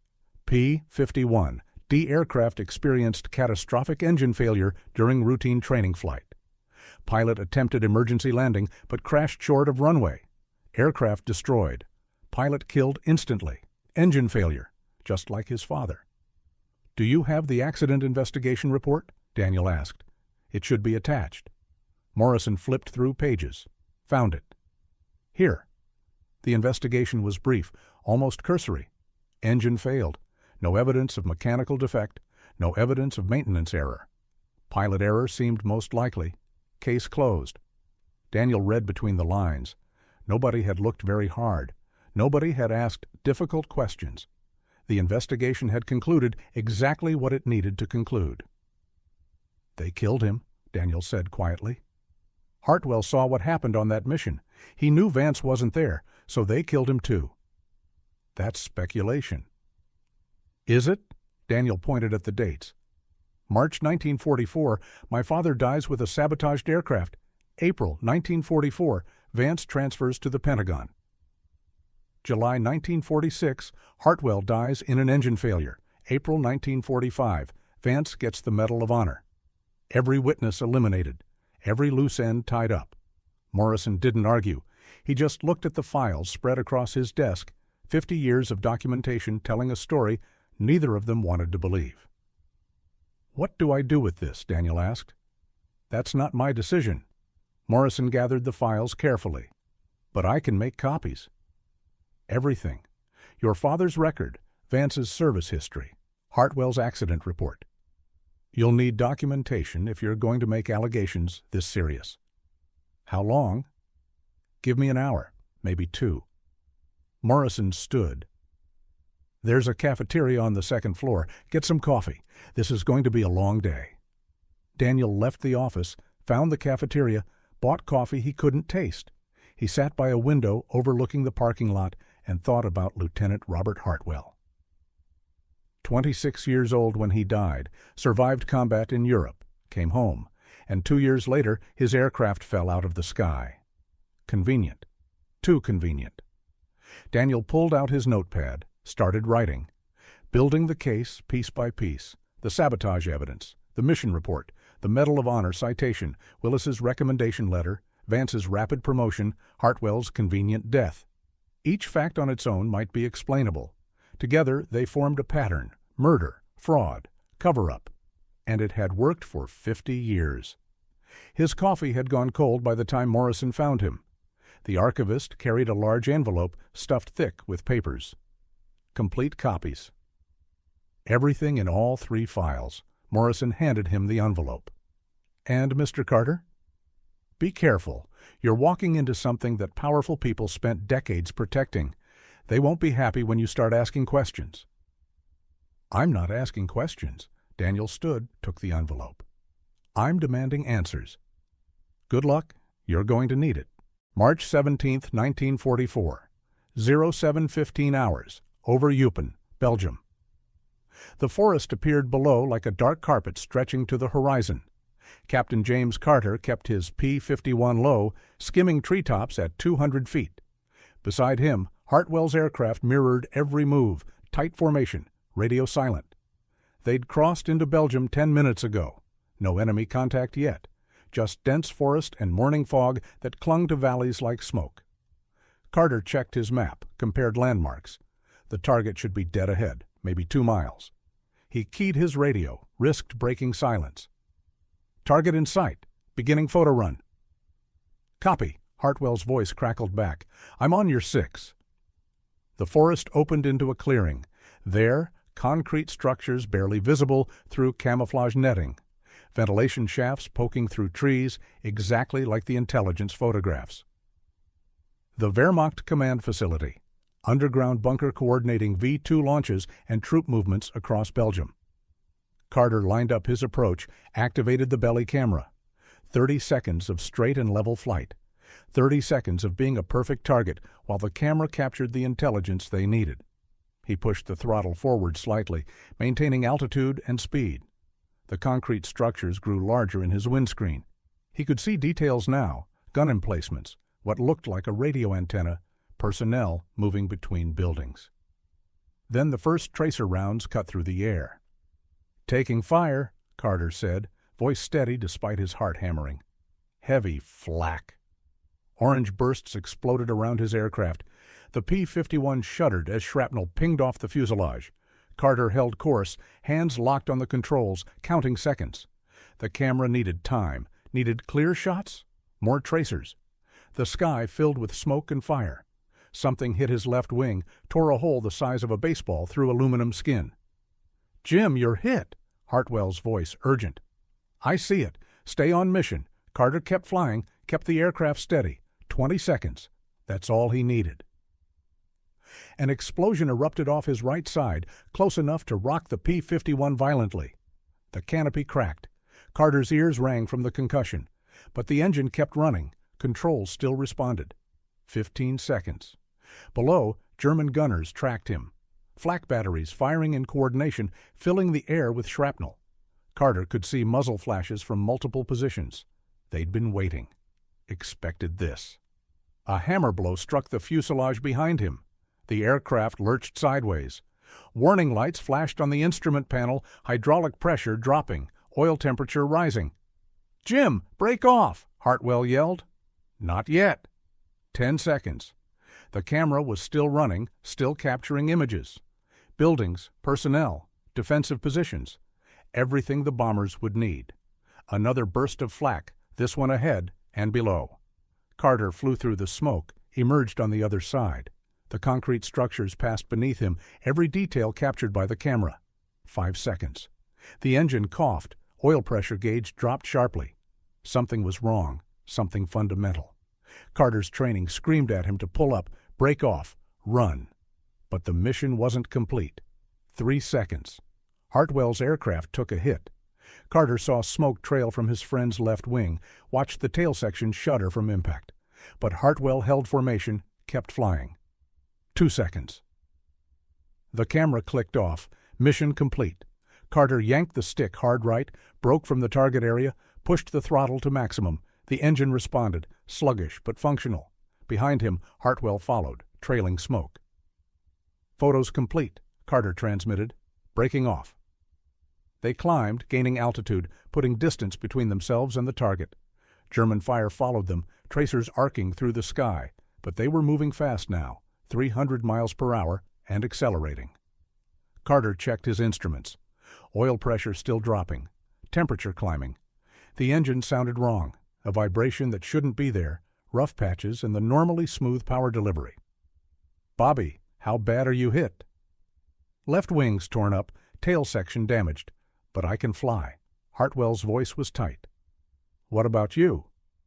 "Oil pressure's dropping." Something's not right with the engine. They cleared the target area, headed northwest toward the coast. 20 miles to the North Sea, another 20 miles to reach friendly territory. 40 miles with a failing engine and German fighters probably scrambling to intercept. The P-51's engine coughed again. This time it didn't recover smoothly. The propeller stuttered, power fluctuating wildly. Carter worked the throttle, trying to maintain smooth operation, but the vibration was getting worse. "Talk to me, Jim." Hartwell had moved closer, flying formation off Carter's wing. "What's happening?" "Engine's failing. Vibration in the propeller. Getting worse." Carter watched the oil pressure gauge drop toward 0. "I'm not going to make it back." "Don't say that." "We're 20 miles from the coast." The engine seized. Just for a second, but long enough for Carter's stomach to drop. It caught again, coughing back to life, but the vibration had increased dramatically. Something was tearing itself apart inside the engine cowling. Warning lights flashed, oil temperature redlined. The propeller was wobbling visibly now, the whole aircraft shaking. "I need to put her down," Carter said. "Negative. You're over occupied territory. You put down here, you're a prisoner." "Better than dead." "Barely." Hartwell's voice cracked. "Just hold on. Get to the coast. You can ditch in the water. We'll radio for rescue." The propeller mounting failed. Carter felt it through the control stick, a catastrophic vibration that shook the entire airframe. The engine screamed, metal tearing, something fundamental breaking apart. Oil sprayed across the windscreen, obscuring his view. "I'm losing it!" Carter fought the controls as the aircraft yawed hard right. Without the propeller's thrust, the P-51 was just a heavy glider. He had maybe 5 minutes before he hit the ground. "Bail out!" Hartwell was yelling now. "Jim, bail out!" Carter looked down. Forest below, no clearings, nowhere to land. If he bailed out here, he'd land in German-occupied Belgium with no way to escape. POW camp if he was lucky. Summary execution if he wasn't. But if he could glide far enough, reach the coast, ditch in the water. "Negative on bailout," Carter said, voice surprisingly calm. "I'm gliding for the coast." "That's 20 miles. Then I better make them count." Carter trimmed the aircraft for best glide speed, aimed northwest. The P-51 descended steadily, silently, except for wind rushing past the broken engine. He calculated angles, altitudes, distances. 20 miles to the coast. He was at 8,000 feet. Maybe, just maybe, he could make it. The forest scrolled past below. Carter's hands were steady on the stick. His breathing was even. This was just another problem to solve, another calculation to make right. Except the numbers didn't work. 10 miles to the coast, 4,000 feet of altitude. He'd come up short, would go down somewhere between here and the water. "Jim," Hartwell's voice was barely audible. "The photos? Did we get them?" Carter looked at the camera controls. The indicator light showed full. Every shot captured, stored on film, ready to be developed. Intelligence that could save hundreds of lives. Stop V2 launches. Shorten the war. "Yeah," Carter said. "We got them." "Then get them home." "That's an order." Carter almost smiled. "You can't give me orders. I outrank you. Consider it a strong suggestion." The coast appeared ahead, a thin line where forest met water. Carter was at 2,000 feet. Not enough. He'd go down a mile short, maybe less. But the photos would survive. Hartwell would get back, would deliver the intelligence. The mission would succeed even if Carter didn't. That was enough. "Bobby, listen to me." Carter's voice stayed calm. "Get those photos back. Make sure they use them. Make sure this mattered. Stop talking like, 'Promise me.'" Silence on the radio. Then, quietly, "I promise." "Tell my wife. Tell Ann that I love her. Tell Danny." Carter's throat tightened. "Tell my son his father did something important." "You're going to tell him yourself. Promise me, Bobby." "I promise." The forest rushed up. Carter was at 500 feet, the coast still half a mile away. Too far. The P-51 was dropping fast now, gliding angle too steep, no way to stretch it further. He picked the clearest patch of trees he could find, aimed for it, pulled back on the stick to bleed off speed. The stall warning horn blared. The aircraft shuddered, losing lift, falling the last 100 feet like a stone. Trees exploded around him, wings sheared off. The canopy shattered. Carter's head slammed against something hard, pain, sharp and immediate. Then darkness, cold, water. He was sinking. The P-51 had somehow made it to the water, hit hard enough to break apart, and now Carter was underwater, still strapped in, aircraft pulling him down. His hands fumbled with the harness, couldn't see, couldn't breathe. The water was freezing, North Sea cold that stole strength. The harness released. Carter kicked free, swam toward where he thought the surface was. His lungs burned, vision narrowed to a tunnel. He broke through, gasped air, went under again. The shore. Had to reach the shore. But which direction? Everything was gray water and gray sky and pain. Carter tried to swim. His arms barely responded. The cold had him now, sapping will and strength. He went under again, surfaced, went under. His last thought was of his son. 10 years old. Would grow up without a father.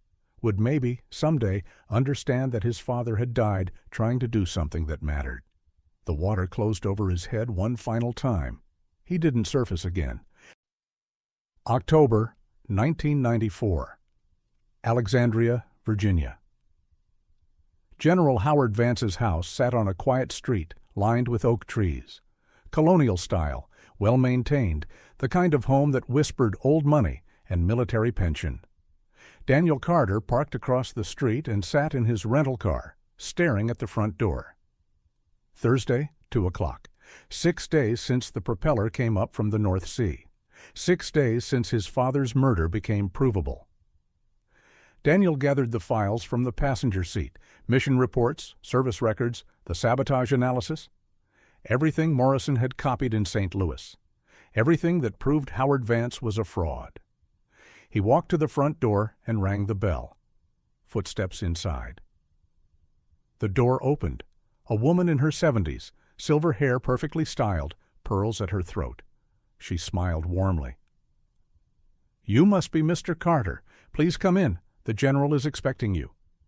Daniel followed her through an entrance hall lined with photographs. Military ceremonies, handshakes with presidents, formal portraits in dress uniform. Every image showed the same man, distinguished, decorated, respected, built on lies. "Howard, your guest is here," the woman called toward an open door. "Send him in, Catherine." The study was exactly what Daniel expected.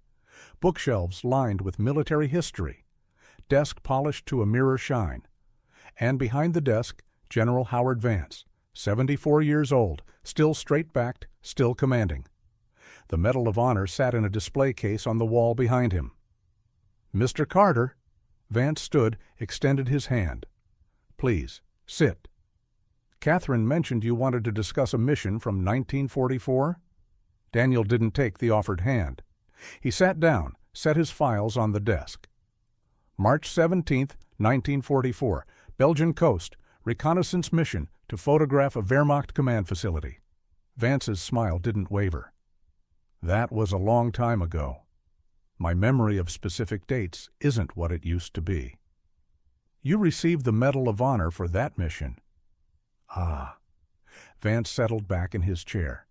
"Yes, I remember. Dangerous operation. We photographed a V2 coordination center. Intelligence we gathered saved countless lives." "We?" Daniel opened the mission report, slid it across the desk. "According to this, you weren't on that mission. You were reassigned to Coastal Patrol that morning." Vance picked up the report, read it with the careful attention of someone buying time to think. When he looked up, his expression was pleasant but guarded. "Where did you get this?" "Naval Archives, declassified in 1989. It's public record." "And you are?" "Daniel Carter.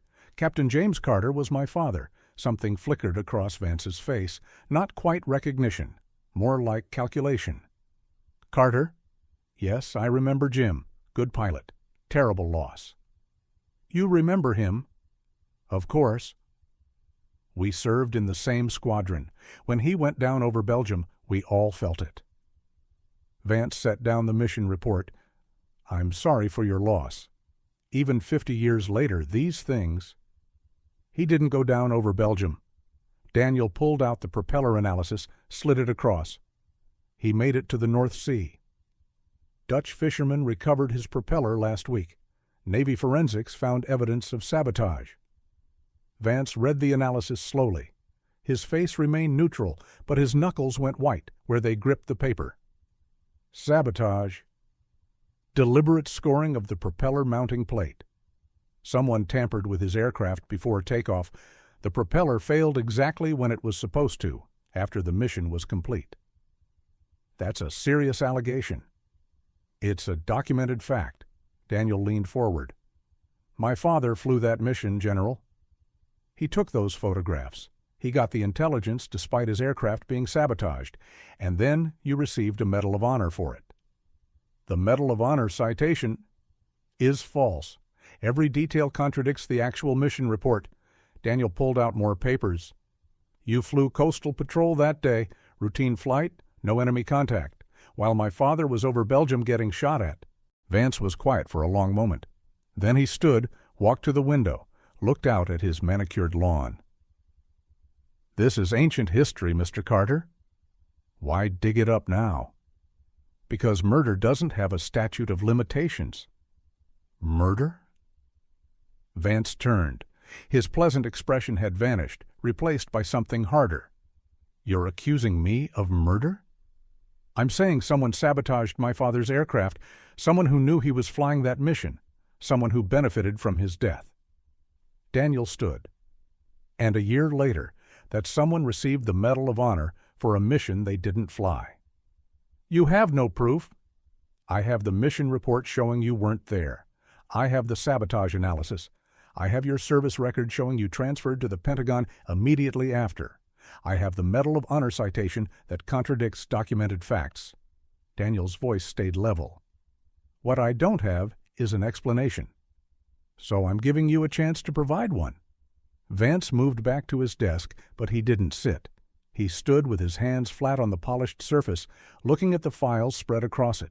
When he spoke, his voice was quieter. Your father was a good man. I know. The mission mattered. The intelligence saved lives. I know that too. So why does it matter who got credit? Because he died for it. Daniel's hands tightened into fists. He died while you flew a safe patrol over friendly territory, and then you built a career on his sacrifice. It wasn't that simple. Then explain it to me. Make me understand how a Medal of Honor recipient wasn't actually on the mission. How the squadron commander who wrote the recommendation was the same man who signed the report saying you were reassigned. Daniel pointed at the Medal of Honor display. Make me understand how that's not fraud? Vance looked at the medal behind him, then back at Daniel. Something in his posture had changed. The military bearing remained, but underneath it was something else. Exhaustion, maybe, or resignation. Sit down, Mr. Carter. I'd rather stand. Please? Daniel sat. Vance did the same, heavily, like the weight of 50 years had suddenly become too much to carry standing up. I didn't sabotage your father's plane, Vance said quietly, but you know who did. Silence stretched between them. Outside, a car drove past. Somewhere in the house, a clock ticked. I was supposed to fly that mission, Vance finally said. 3 aircraft formation. Your father, Hartwell, and me. We briefed together, planned the approach, everything. He paused. The night before, Major Willis pulled me aside, said there'd been a change. I was flying coastal patrol instead. Why? He didn't say. Just that orders had come from higher up. I was to fly a different mission, keep my mouth shut about it. Vance's fingers drummed the desk. I thought it was strange, but you didn't question orders. Not during the war. So my father flew your mission? Yes. And when he didn't come back? Vance trailed off. I thought that was the end of it. Another pilot lost, another family getting a telegram. It happened every day. But it wasn't the end. No. Vance stood again, unable to sit still. A year later, Willis called me into his office. Said I was being recommended for the Medal of Honor. Said the Belgian mission had been so successful, so important, that they wanted to recognize the leadership that made it possible. But you weren't the leader. I told Willis that, said I wasn't even on the mission. He said it didn't matter, said the recommendation had already been approved at the highest levels, said refusing it would raise questions nobody wanted asked. Vance's jaw tightened. Said if I made trouble, my career would end before it started. Daniel stared at him. So you took it. Took credit for my father's mission because it was easier than telling the truth. I was 26 years old. I'd survived the war. They were offering me a Medal of Honor and a Pentagon assignment. Vance's voice was flat. I told myself your father would have wanted the mission to be recognized. That the medal honored all of us who served. I convinced myself it didn't matter whose name was on the citation. It mattered to my family. I know. Vance sat down again. I know that now. Who ordered the change? Who pulled you off that mission? I don't know. Willis never said, just that orders came from above his pay grade. And Hartwell? The other pilot? Daniel pulled out the accident report. He died in 1946. Engine failure. Convenient timing. Vance went very still. Bobby's dead? You didn't know? Vance looked genuinely shaken. I transferred to the Pentagon right after the war, lost touch with the squadron. I didn't know. Engine failure during a routine training flight, just like my father. Except Hartwell's death came 2 years later, after the war ended. Daniel slid the report across. After he'd have had time to realize you received a medal for a mission he actually flew. Vance read the accident report, his face going pale. My God! Someone eliminated the witnesses. My father died on the mission. Hartwell died 2 years later. That left you, the only person who could claim to have been there, the only voice that couldn't be contradicted. I didn't know. Vance's voice was barely audible. I swear I didn't know they killed Bobby. But you suspected something was wrong? Not murder, never murder. Vance looked up, and for the first time, Daniel saw genuine fear in his eyes. I thought it was just bureaucratic confusion. Award citations get mixed up, records get filed wrong. I never thought that you were part of a cover-up for multiple homicides. Vance didn't answer. He just stared at the files on his desk, 50 years of lies documented in official paperwork. What happens now? Vance finally asked. Now? Daniel gathered his files. Now I take this to the Air Force, to the Medal of Honor Review Board, to whatever authority investigates fraud and murder in the military. They won't believe you. I'm a decorated general. Vance gestured helplessly. You're a civilian with theories and old paperwork. I have the sabotage analysis. I have mission reports that contradict your citation. I have Hartwell's convenient death. Daniel stood. And now I have your admission that you lied. I didn't admit. You admitted you weren't on the mission, that you took credit for something you didn't do. That's fraud, General, and fraud that covers murder makes you an accessory. Vance's face hardened. You go public with this, you destroy more than me. My family, the men I served with, the institutions that trusted me. 50 years of service, all gone because of one mistake. One mistake? Daniel's voice rose for the first time. My father died. Hartwell died. You built a career on their bodies. That's not a mistake. That's murder. I didn't kill them. But you know who did. You know who gave the orders? Daniel leaned over the desk. Tell me. Give me a name. Make this right. Vance looked at the Medal of Honor on the wall behind him. 50 years displayed proudly. 50 years of lies. I can't, he said quietly. Can't or won't? If I tell you, they'll kill me too. The words hung in the air between them. Daniel felt something cold settle in his chest. They're still operating. Whoever did this, whoever gave the orders, they're still out there. Vance didn't answer, but his silence was confirmation enough. Daniel picked up his files and walked toward the door. Mr. Carter. He stopped, didn't turn around. Your father was a hero. What he did mattered. The intelligence from that mission saved lives. Vance's voice cracked. I know that doesn't fix anything, but he was a good man who died doing something important. I want you to know that. Daniel looked back over his shoulder. You should have been the one to die that day, not him. He left the study, walked past the photographs of Vance shaking hands with presidents, and stepped out into cold October air. His car was still across the street. He sat behind the wheel but didn't start the engine. His hands were shaking. 50 years of wondering, 6 days of investigating, and now he had answers. But not the ones that mattered. Someone had ordered the sabotage. Someone had forced Vance to accept the medal. Someone had killed Hartwell to silence him. And that someone was still out there, still powerful enough that a 2-star general was afraid to name them. Daniel pulled out his phone and dialed Commander Walsh. It's Carter. I just talked to Vance. He admitted the fraud, and he's terrified of whoever gave the orders. Walsh was quiet for a moment. You need to be careful. If they killed twice, they'll kill again, I know. Where are you? Alexandria, about to drive back to Norfolk. Don't. Go somewhere public, somewhere with security cameras and witnesses, and call me when you're safe. Daniel started the car. In his rearview mirror, he could see Vance's house, lights on in the study where a general sat surrounded by the evidence of his lies. 50 years of silence. Daniel had broken it. Now he just had to survive what came next. October 1994, Norfolk, Virginia. Daniel drove straight to the Naval Air Station instead of his hotel. Commander Walsh had been right. Public place, security, witnesses. He parked in visitor parking and called her from a payphone outside the main gate. "I'm at Norfolk." Main entrance. "Stay there. I'm sending someone to escort you in." Walsh's voice was tight.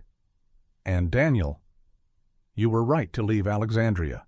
Vance called here 20 minutes ago, asked if we knew where you were." "Why would he?" "Because whoever gave those orders 50 years ago probably still has people watching him. If Vance talked to you, they know." Daniel's stomach dropped. "You think I'm in danger?" "I think 2 pilots are already dead, and you're asking questions they don't want answered. So yes." The line clicked. "Security's coming to get you. Don't talk to anyone until you're inside." 10 minutes later, Daniel was in Walsh's office. She looked like she hadn't slept, coffee cup in one hand, phone in the other. She hung up when he entered. "That was the Air Force Office of Special Investigations. I briefed them on your evidence. They're opening an inquiry into Vance's Medal of Honor." "How long will that take?" "Months, maybe years. The military doesn't move fast on these things, especially when it involves a decorated general. We don't have years. If they killed Hartwell to keep him quiet, then we need to figure out who they are before they figure out you're a threat." Walsh gestured to a chair. "Tell me everything Vance said." Daniel recounted the conversation, Vance's admission he wasn't on the mission, Willis pressuring him to accept the medal, orders coming from above Willis's pay grade, and Vance's final admission that he was afraid to name whoever gave those orders. Walsh listened, taking notes. When Daniel finished, she leaned back in her chair. "Above Willis's pay grade. In 1944, that means someone at group level or higher, maybe even theater command. Someone with authority to reassign pilots, manipulate mission reports, and recommend medals. And someone with enough power to still frighten a retired general 50 years later." Walsh pulled a file from her desk. "I did some digging after you left for St. Louis. Major Willis, the squadron commander, died in 1947. Heart attack, age 43. Another convenient death. Maybe. Or maybe the stress of covering up murder actually killed him." Walsh opened the file.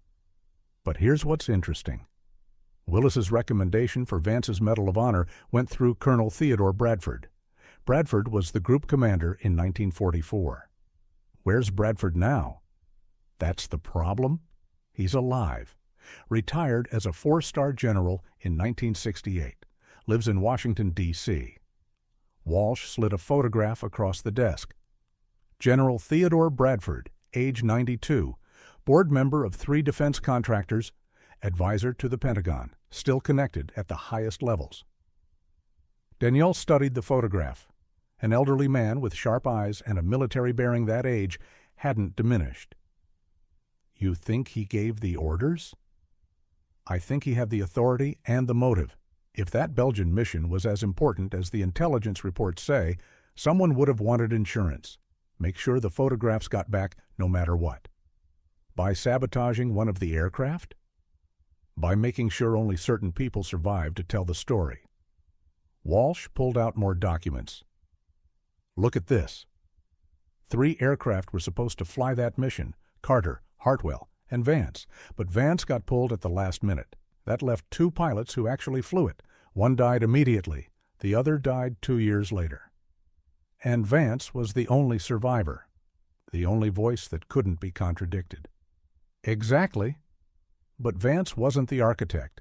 He was just the beneficiary. Someone else planned this." Walsh tapped Bradford's photograph.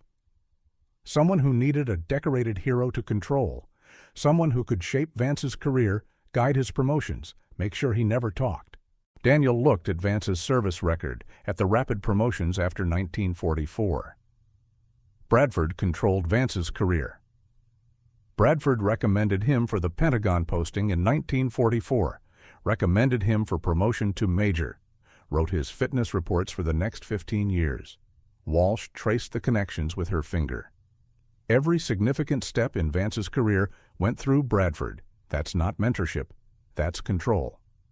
So Bradford ordered the sabotage, had my father killed, then used the Medal of Honor to own Vance. That's the theory. But proving it, Walsh shook her head. Bradford's untouchable. 4-star general, advisor to presidents, connections throughout the military and defense industry.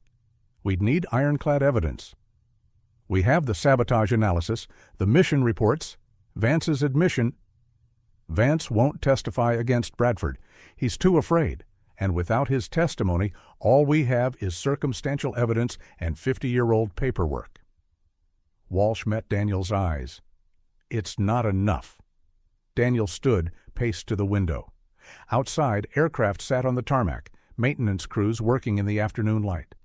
50 years ago, his father had stood on a similar airfield, preparing to fly a mission someone had sabotaged. What about Willis? Daniel asked. The squadron commander. He wrote the Medal of Honor recommendation. He'd have known who ordered Vance off that mission. Willis is dead, heart attack in 1947. Did anyone investigate? Walsh pulled out another file. Routine death certificate, no autopsy, no investigation. She paused. But his wife is still alive. Emily Willis, age 94, living in a nursing home in Maryland. Does she know anything? I don't know, but if Willis came home carrying the guilt of covering up murder, he might have told his wife. Walsh wrote down an address. It's a long shot. She may not remember, may not want to talk, but she's your only potential witness who's not dead or terrified. Daniel took the address. I'll drive there tomorrow. Be careful. If Bradford has people watching Vance, they might be watching Willis's family too. After 50 years? You're proof that some secrets don't stay buried. Bradford knows that. He's spent half a century protecting this lie. He won't stop now. Walsh's phone rang. She picked it up, listened, her expression darkening. Understood. Thank you. She hung up and looked at Daniel. That was base security. Someone's been asking about you at the main gate. Said he was a journalist researching World War II veterans. Showed credentials, but they seemed off. What did security tell him? Nothing. But he knows you've been here. Walsh stood. You can't go back to your hotel? You need to disappear for a few days. Visit Mrs. Willis, get whatever information she has, then go to ground until the Air Force investigation moves forward. You really think Bradford would... 2 pilots are dead, Daniel. Maybe 3 if Willis's heart attack wasn't natural. Yes, I think Bradford would kill to protect this secret. He's done it before. Daniel gathered his files. Where should I go? Maryland first. Talk to Mrs. Willis. Then. Walsh pulled out cash from her desk drawer, $500 in small bills. Drive west. Small towns, cash only, nothing traceable. Don't use credit cards. Don't call anyone except me, and only from payphones. This is insane. This is survival. Walsh handed him the cash. Your father uncovered something that powerful people wanted buried. He died for it. Don't make the same mistake. Daniel took the money, felt the weight of it, running and hiding. 50 years after his father's death, he was being hunted by the same people who'd killed him. What about you? If Bradford knows I've been talking to you, I'm Navy, active duty, surrounded by security. I'm safe. Walsh smiled grimly. It's you I'm worried about. You're a civilian investigating a 4-star general. That makes you vulnerable. Daniel nodded and headed for the door. Daniel, he stopped.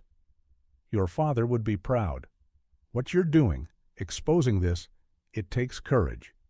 Walsh's voice softened. But courage doesn't stop bullets. Be smart. Stay alive long enough to finish this.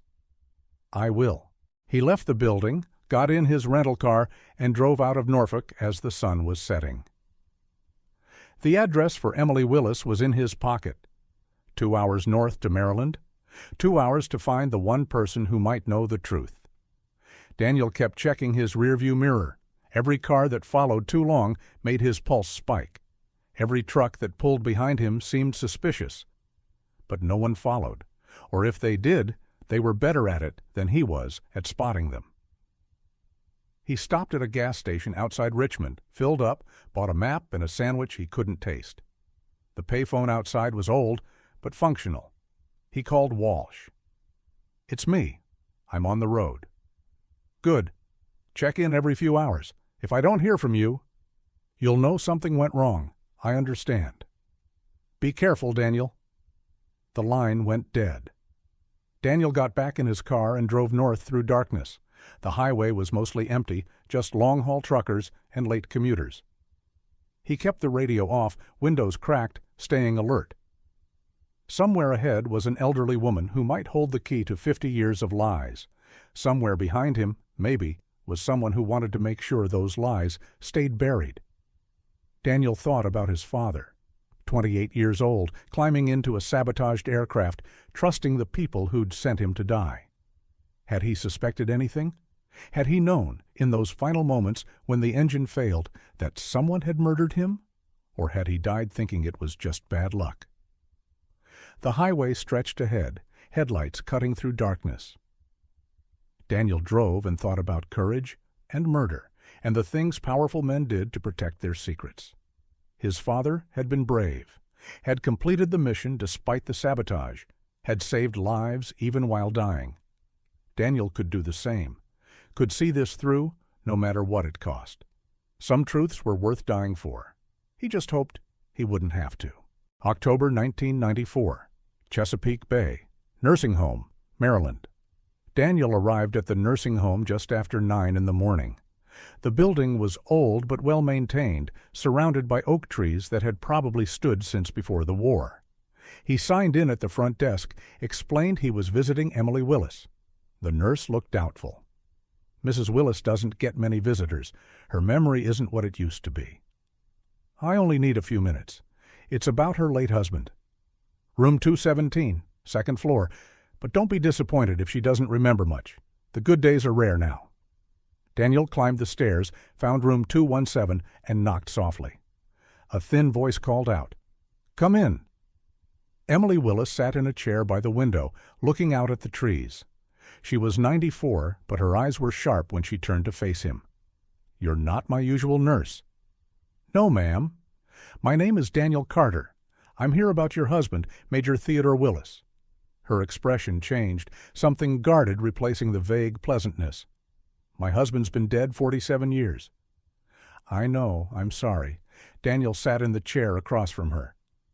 "My father served under him, Captain James Carter.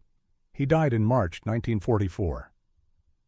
Emily was quiet for a long moment. Then, softly, "I remember that name." "You do?" "Theodore came home on leave after that mission. He was different. Couldn't sleep, couldn't eat, just sat in our kitchen drinking whiskey and staring at nothing." Her hands twisted in her lap. "I asked him what was wrong. He said he'd done something terrible, said he'd sent a good man to die." Daniel's chest tightened. "Did he say who ordered it?" "Not at first." But the nightmares got worse. He'd wake up screaming about propellers and photographs and blood on his hands. Emily looked at Daniel, her eyes wet. 3 years he carried that guilt. Then his heart gave out. The doctor said it was stress. I knew it was shame. "Mrs. Willis, I need to know what happened. Who gave the orders?" She stood slowly, walked to a dresser, and pulled out a shoebox. "Theodore left me a letter. Said to burn it after he died. Said it was too dangerous to keep." She handed the box to Daniel. "I never could. Maybe I was waiting for someone to ask the right questions." Daniel opened the box. Inside was a single envelope, yellowed with age, addressed to Emily in shaky handwriting. He pulled out the letter. "My dearest Emily, if you're reading this, I'm gone. Maybe that's for the best. I can't live with what I did much longer. In March 1944, Colonel Bradford called me into his office, said there was a reconnaissance mission that absolutely had to succeed, said the intelligence was vital to the war effort. I told him I had 3 good pilots ready, Carter, Hartwell, and Vance. Bradford said we needed insurance, Said if the Germans knew about the mission, they might try to stop it. Said we couldn't risk all 3 pilots coming back with different stories if something went wrong. I didn't understand at first. Then he explained. One pilot needed to be eliminated, someone who'd complete the mission but wouldn't survive to talk about what really happened there. The Germans weren't just coordinating V-2 launches from that facility. They were negotiating with American business interests, selling intelligence, trading with the enemy, even while the war raged. Bradford said powerful men back home were involved, defense contractors, politicians, people who'd profit from prolonging the war. The reconnaissance mission would expose their treason. We couldn't let that happen. So Bradford ordered me to sabotage Carter's aircraft, make it look like mechanical failure.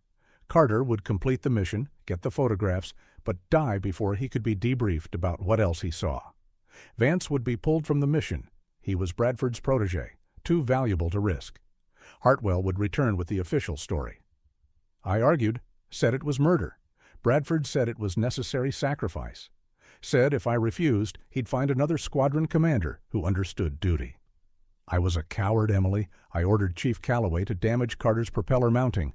Told him it was a test of emergency procedures. Calloway didn't know what he was really doing. He died thinking he'd made a mistake. Carter flew the mission, got the photographs. Died exactly as planned. But Hartwell saw things at that facility that he wasn't supposed to see. Saw American equipment, American markings. Started asking questions. Bradford had him killed in 1946. Made it look like an accident. By then, I knew I'd helped murder 2 good men to protect traitors. I can't live with it anymore. The nightmares won't stop. I see Carter's face every time I close my eyes. See Hartwell's, too. Bradford said we won the war. Said that's all that matters. But we didn't win, Emily. We just survived while better men died. I'm sorry. For everything. Theodore. Daniel read the letter twice, hands shaking. His father hadn't just been killed to silence him, he'd been killed to cover up treason. American businessmen trading with the enemy. Defense contractors prolonging the war for profit. And his father had seen evidence of it. He never sent it, Emily said quietly. Couldn't bring himself to put it in the mail. Too afraid of what Bradford would do to me if it got out. Mrs. Willis, can I take this? It's evidence. That's why I kept it. Waited 50 years for someone to come asking. She looked at Daniel with ancient eyes. Your father was a good man. Theodore said so in his nightmares. Said Carter deserved better than what they did to him. They all did. Daniel carefully folded the letter, placed it back in the envelope. Thank you. This changes everything. Will it bring your father back? No, but it'll give him justice. Emily nodded slowly. That's something, I suppose. More than Theodore ever got. Daniel stood, tucked the letter carefully into his jacket. Mrs. Willis, the people involved in this, they're still alive, still powerful. You might be in danger. I'm 94 years old and half blind. What are they going to do? Frighten me to death? She smiled grimly. Besides, I've been waiting 50 years to tell someone. I'm not afraid anymore. Daniel left the nursing home with the letter that would destroy a 4-star general's legacy. He drove south toward Norfolk, stopping at a payphone outside Baltimore to call Commander Walsh. I have it. Written confession from Major Willis. Names Bradford as the architect. Describes the whole conspiracy. Walsh's sharp intake of breath was audible. That's enough for an investigation. Criminal charges, maybe. Get back here and we'll... A car pulled into the gas station. Black sedan, tinted windows, moving too deliberately. Daniel's instinct screamed, I have to go. He hung up and walked quickly to his rental car. The sedan parked, blocking his exit. 2 men got out, suits too expensive for a gas station off like 95. One of them started walking toward Daniel. Daniel went back inside the gas station. Call the police. Now. The clerk looked confused. What's... Just do it. He went out the back exit, into an alley behind the building, heard footsteps following, started running. The alley opened onto a residential street. Daniel ran toward houses, toward witnesses, toward anywhere public. His heart hammered. 50 years of secrets, and it had come to this, running from the same kind of people who'd killed his father. A car screeched around the corner ahead of him. Daniel changed direction, cut through a yard, jumped a fence. Behind him, someone shouted. He came out on a busier street, traffic moving, people visible. Daniel flagged down a car, an elderly woman who looked terrified when he pounded on her window. "Please, I need help. Call 911. She locked her doors and drove away. Another car approached. The black sedan. Daniel ran across the street, into a strip mall, into a grocery store. The security guard at the entrance looked up as Daniel rushed past. "Someone's following me. Call the police." The guard reached for his radio. Daniel kept moving through the aisles, toward the back of the store. He could see the men entering behind him, moving with professional efficiency. A manager appeared. "Sir, you can't. Call 911. Now. Tell them someone's trying to kill me." The manager's eyes went wide. He pulled out a phone. Daniel heard sirens in the distance. The two men heard them too. They stopped, looked at each other, then turned and walked quickly toward the exit. Police arrived 3 minutes later. Daniel gave his statement. Two men following him felt threatened, ran for help. The officers took notes but seemed skeptical. By the time they went to look, the black sedan was gone. Daniel called Walsh from the police station. "They found me.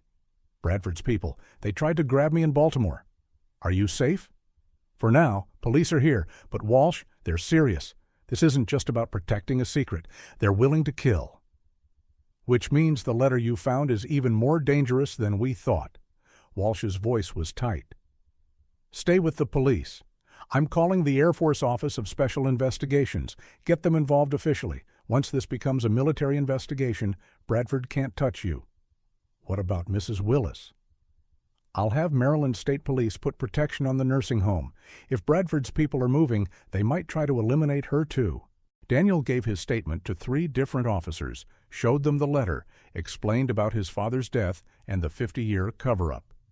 They looked at him like he was crazy, but they took the information seriously enough to make calls. 6 hours later, 2 Air Force investigators arrived. They were polite but skeptical until Daniel showed them Willis's letter. Then their expressions changed. "Mr. Carter, this is now an official investigation. We'll need you to come to Washington to give a full deposition." "What about General Bradford?" "We'll be interviewing him as well." "But understand, this is a 4-star general you're accusing of conspiracy to commit murder and treason. We need ironclad evidence."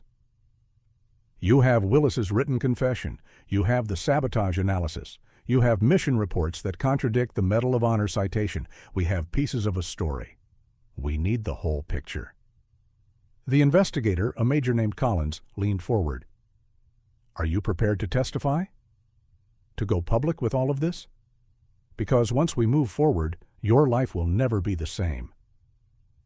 Daniel thought about his father, 28 years old, climbing into a sabotaged aircraft because he trusted the people who sent him to die. Thought about Lieutenant Hartwell, killed 2 years later for asking questions.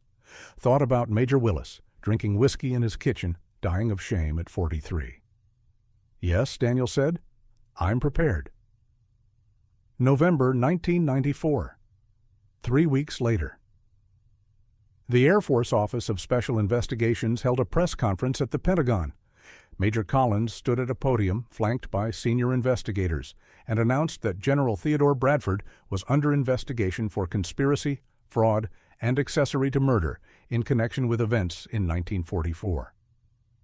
General Howard Vance's Medal of Honor was officially suspended pending review. The story exploded across news media. War hero or war criminal?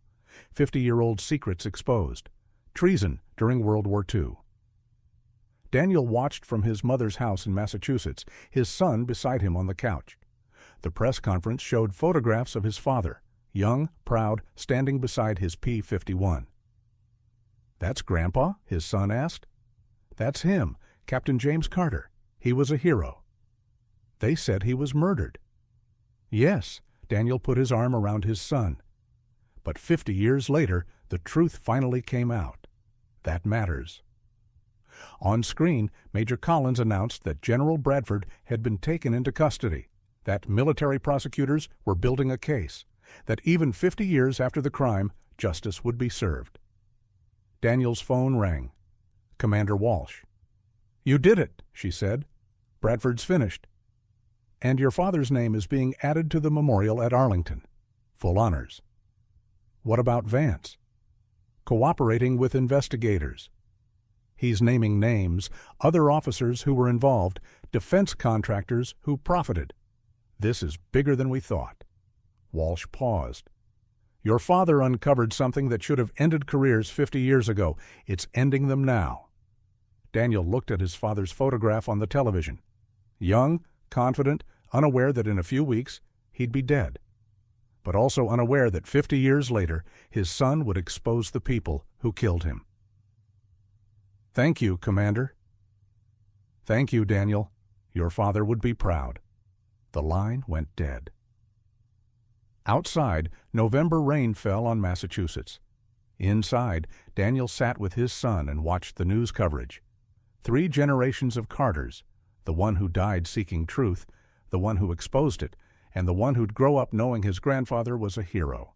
Some truths took 50 years to surface, but they were worth waiting for.